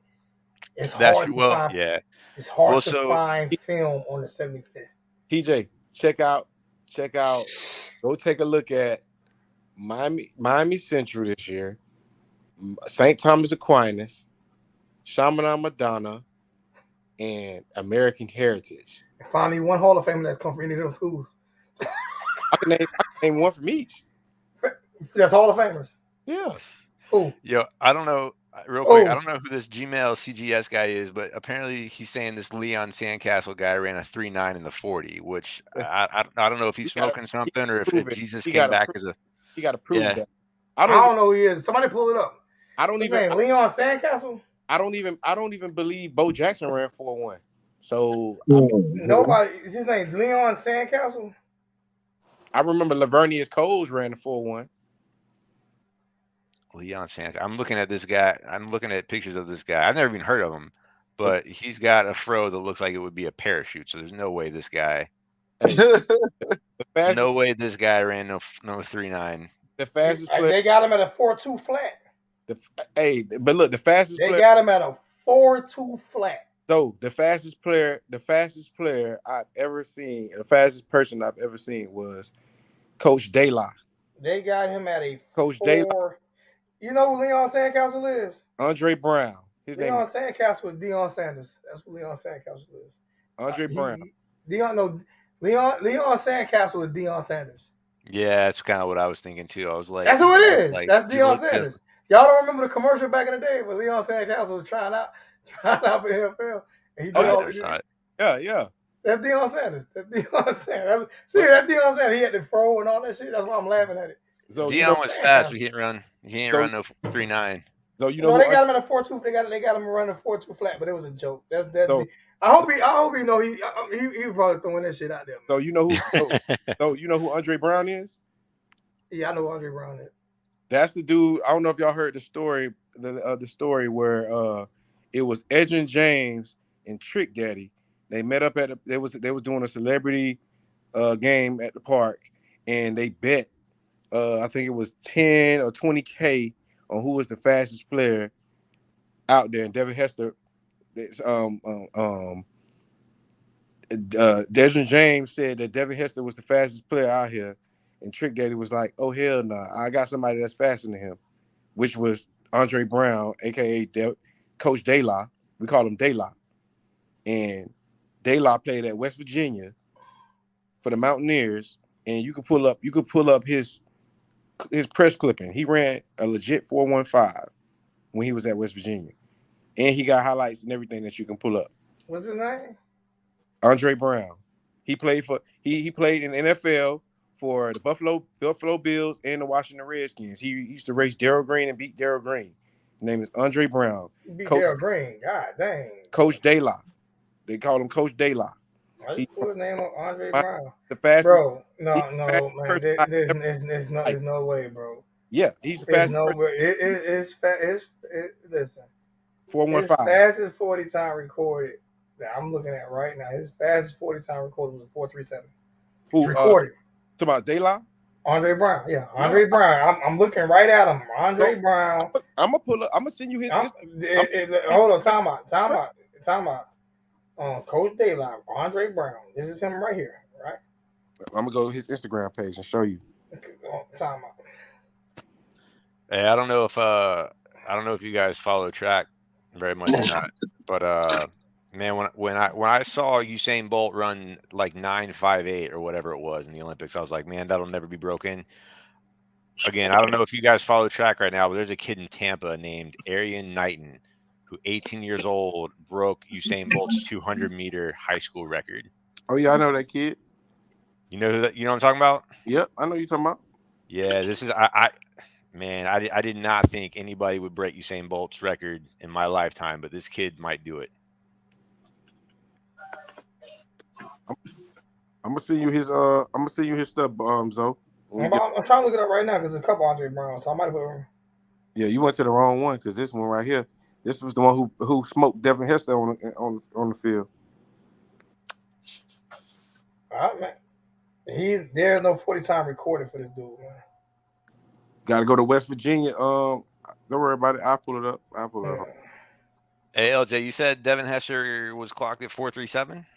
I saw 4.37. I saw a 4.27. I saw a 4.37. I ain't seen 4.27. I saw 4.37. We about to get off real quick. Like, I'm gonna say this right here too. You know what I'm saying? Because I'm taking some shots at Miami right now. I love y'all. I'm gonna take some shots at Miami. Hey, who the greatest football player that played for the University of Miami? And who's the greatest player that ever played there? Larry, who the greatest player ever played there, man? Who you think? Who they got rated the greatest player that ever played there? Who they said? Ed Reed. Ed Reed. Yeah. TJ, they said Ed Reed, right? Hands down. He from Louisiana, man. He ain't from Miami. Yeah. How are we making that determination? Are we talking about both collegiate and NFL? Yeah, they're saying the greatest hurricane ever. It's already been established by players and media. The greatest hurricane player ever was Ed Reed. They're saying Ed Reed. Mm-hmm. That was last year when they did that. Man, I almost cried when I heard when Sean Taylor died, because I think he probably might have gone down as the best safety of all time. Nope, he wouldn't. No, he wouldn't have. One play ended that. Well, he wouldn't have been the greatest. One play. He wasn't the starter on the national championship team that won a national championship. Ed Reed was. He didn't make the plays that Ed Reed made, and Ed Reed got a Super Bowl as well. I don't think he was on that team. He was on both teams. He just didn't play. Just his freshman year or sophomore year, he didn't play that year. And the year that he did start was the year that Maurice Clarett stripped the interception from him. Yeah, so ain't gonna let Sean live off that one. Now it's not that. Is that when we compare these players, when we compare Sean Taylor to Ed Reed did nothing but win. That's true. Okay. Ed Reed, when you got the two of the greatest quarterbacks to ever play the game, and Peyton Manning and Tom Brady say that Ed Reed was unstoppable and they feared him, and he got interception returns on both of them for touchdowns in playoff games. Ed Reed. And they say Ed Reed was a 2-star. That's what they say. Mm-hmm. It was Ed Reed. It was Ed Reed, bro. Let's not get mixed up with the physical attributes, because the smarts mean a lot as well. Oh yeah, the IQ, football IQ. Ed Reed was smarter than the quarterbacks he played against, and that's what made him different. Yeah. He had an incredible. He had a high football IQ. A real high. And I love Sean Taylor. I don't have Ed Reed on my wall. You know what I got on my wall? Sean Taylor. In the middle of that U right there, that's Sean Taylor. I don't have Ed Reed on my wall. I got Sean Taylor on my wall. Okay? I got Ed Reed on my wall. The greatest hurricane ever is Ed Reed. He was better than Sean Taylor. He wasn't physically more gifted than Sean Taylor. He didn't hit harder than Sean Taylor, but he covered the field, and he single-handedly won games for Miami and Baltimore. Yeah, for sure. Yeah, I just I miss Sean Taylor, man. Like I said, I almost cried when I found out I almost cried when I found out he died, man. I was so upset. But I was like, just because he was such a talent, and I did cry when he passed away. I cry when he passed. I go visit his grave site every time I go down there. Well, every time I go down there, I did cry. But I'm gonna tell you this here, man. When you die, to make you famous, it'll make you more famous than when you live it. Like, to me, you know who my favorite hurricane of all time is? Who's that? Jerome Brown. Yeah. Oh yeah. Yeah. R.I.P. Who was the guy from like the 60s If Jerome Brown wouldn't have died in that car wreck, listen to the greatest defensive lineman ever. He would have been better than Reggie White. Reggie White said it. Yeah. Reggie White said it. I've never seen anything like Jerome Brown. He said that shit. And that's why he was living. That's when Jerome Brown was living. Yeah. Who was the white dude from like the 60s who would block like kicks and stuff on like a regular from the University of Miami? Yeah, Hell, I don't know. Let me tell you this. Don't get mad at me. I don't know shit about Miami football until black people started playing. No, but he. I'm listening to me. I'm being straight up honest with you. When black people was not playing, black people was not playing for University of Miami in the 60s. So I do not know. It might have been the 70s. I'm just saying, like, I'm be honest with you now. I'm be honest with you, man. Like, shit. I remember when University of Southern California played against Bear Bryant and the Alabama Crimson Tide when black people weren't allowed to play in the SEC, when they weren't allowed to play for Alabama, and they played against them guys come down there, that damn University of Southern California, and the first play from scrimmage was on the 1 yard line. They did a little toss sweep, and that damn colored boy from the University of Southern California ran 99 yards down the sideline on a touchdown. They blew Alabama, and Coach Bear Bryant said, "I got to get me one of those." Get me one of those. Did he actually say that? Yes. Yes. I heard he was like extremely racist, like extremely racist. I mean, he said, "I got to get me one of those." Get me one of those. Ted Hendricks, that's what I'm thinking of. Look up Ted Hendricks. Look at what he did both in college and the NFL. So I'm not saying he's the greatest of all time, but like he had a really good football career. You check him out. Yeah, I know Michael Irvin went to St. Thomas Aquinas. I know he went to St. Thomas Aquinas. That's why he's sitting his son there. So sorry, go ahead. So no. Answer this question. What did I say wrong? I didn't say anything bad about Sean. I said Ed Reed was better than my opinion. Oh my! See, this is what you can't say nothing. Yeah. Can you What did I say wrong? Zoe, it's the internet, man. You just gotta let it go, bro. Like people just I'm just asking a question. What did I say wrong? I just said Ed Reed was better.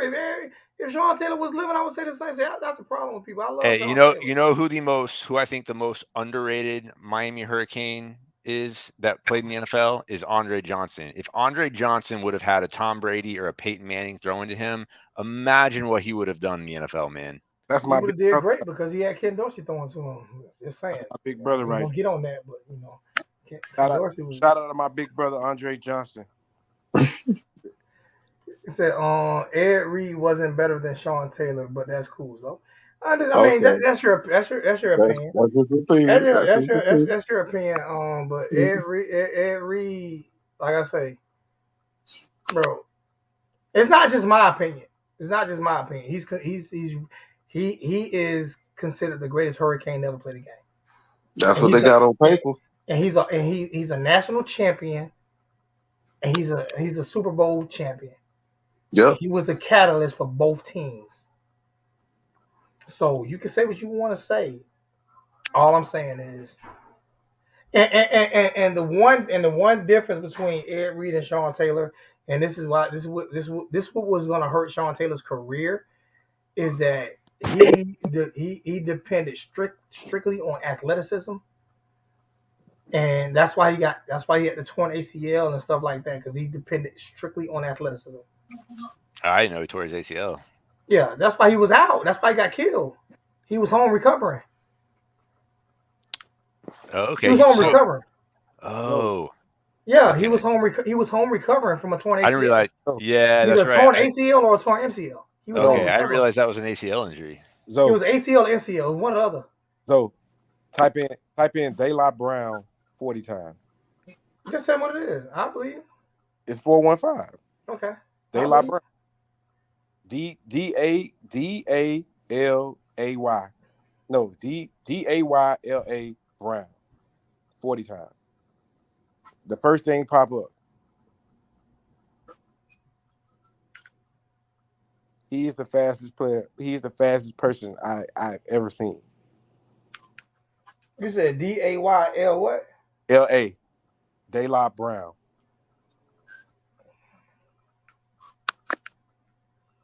This list that I'm looking at has Ray Lewis as number 1. Jim Otto is number 2. Yep. De La Brown. It's a 415. The most athletic player, the most athletic, fastest person I've ever seen in my life. And for some reason, he didn't.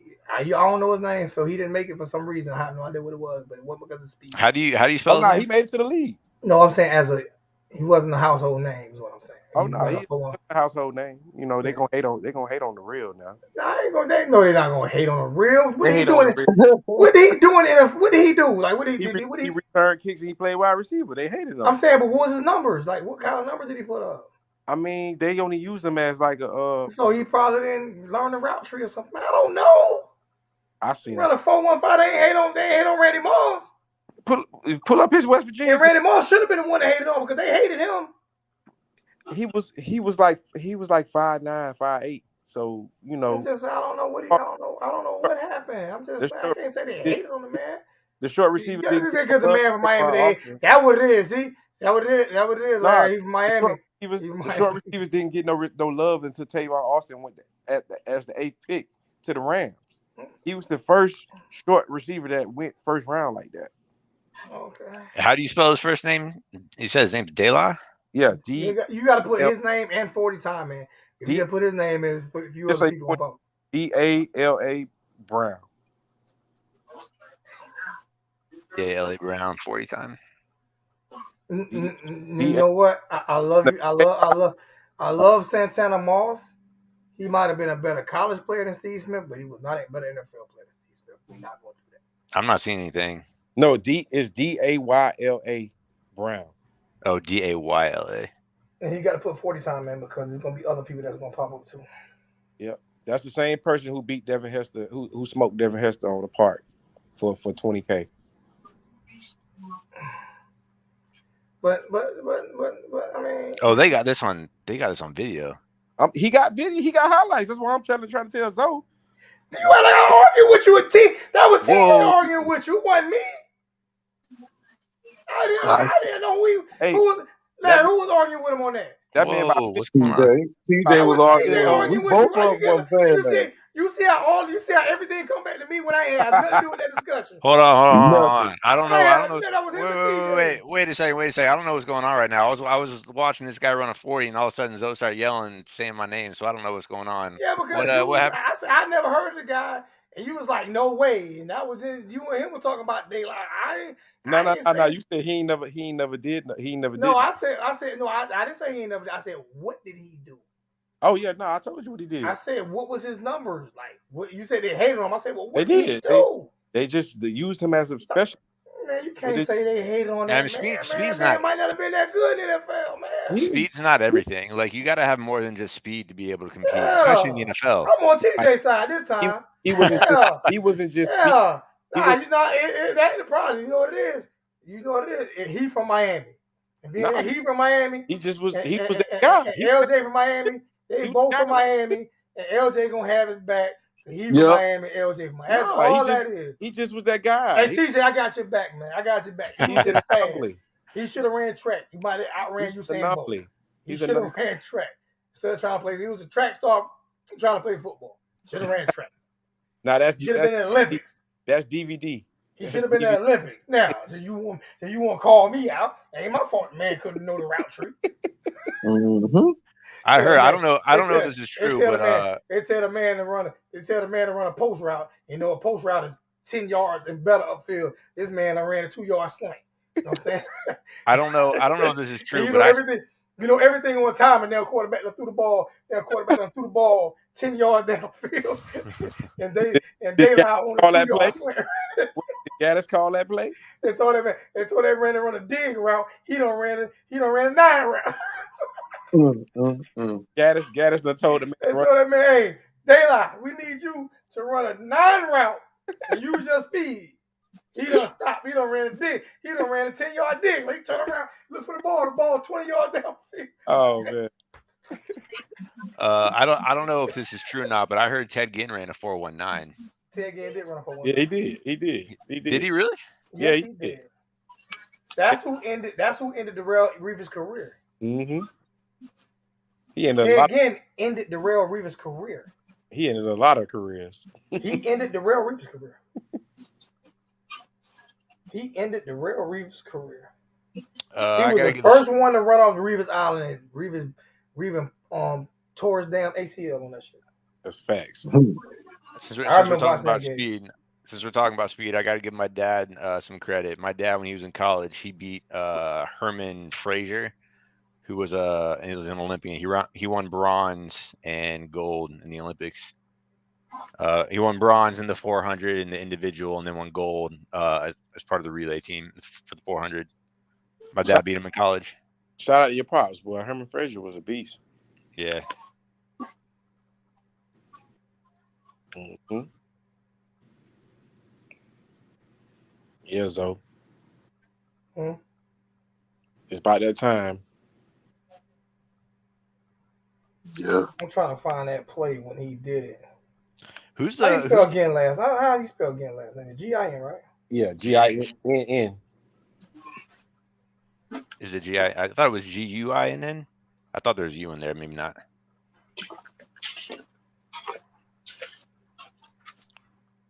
Where's that play at? Who's the white kid that runs for Georgia? He runs track. Shit. I know you're talking about. He's from Texas.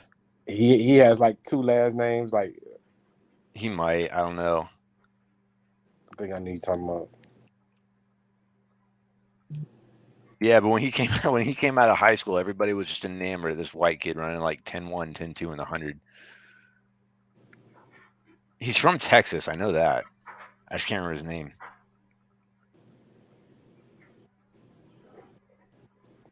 Ted Ginn ended up having a pretty good career though.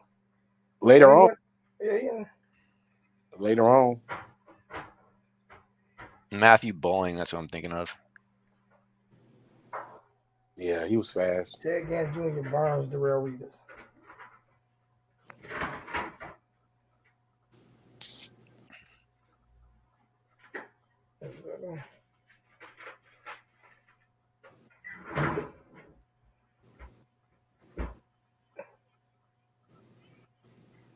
Yep, this that play right here. Mother pull his hamstring.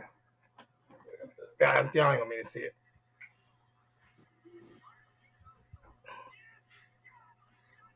That mother pulled his hand. He was over with. He was out the game after that. Oh, Darrell Reeves pulled his hamstring. He tore the ACL trying to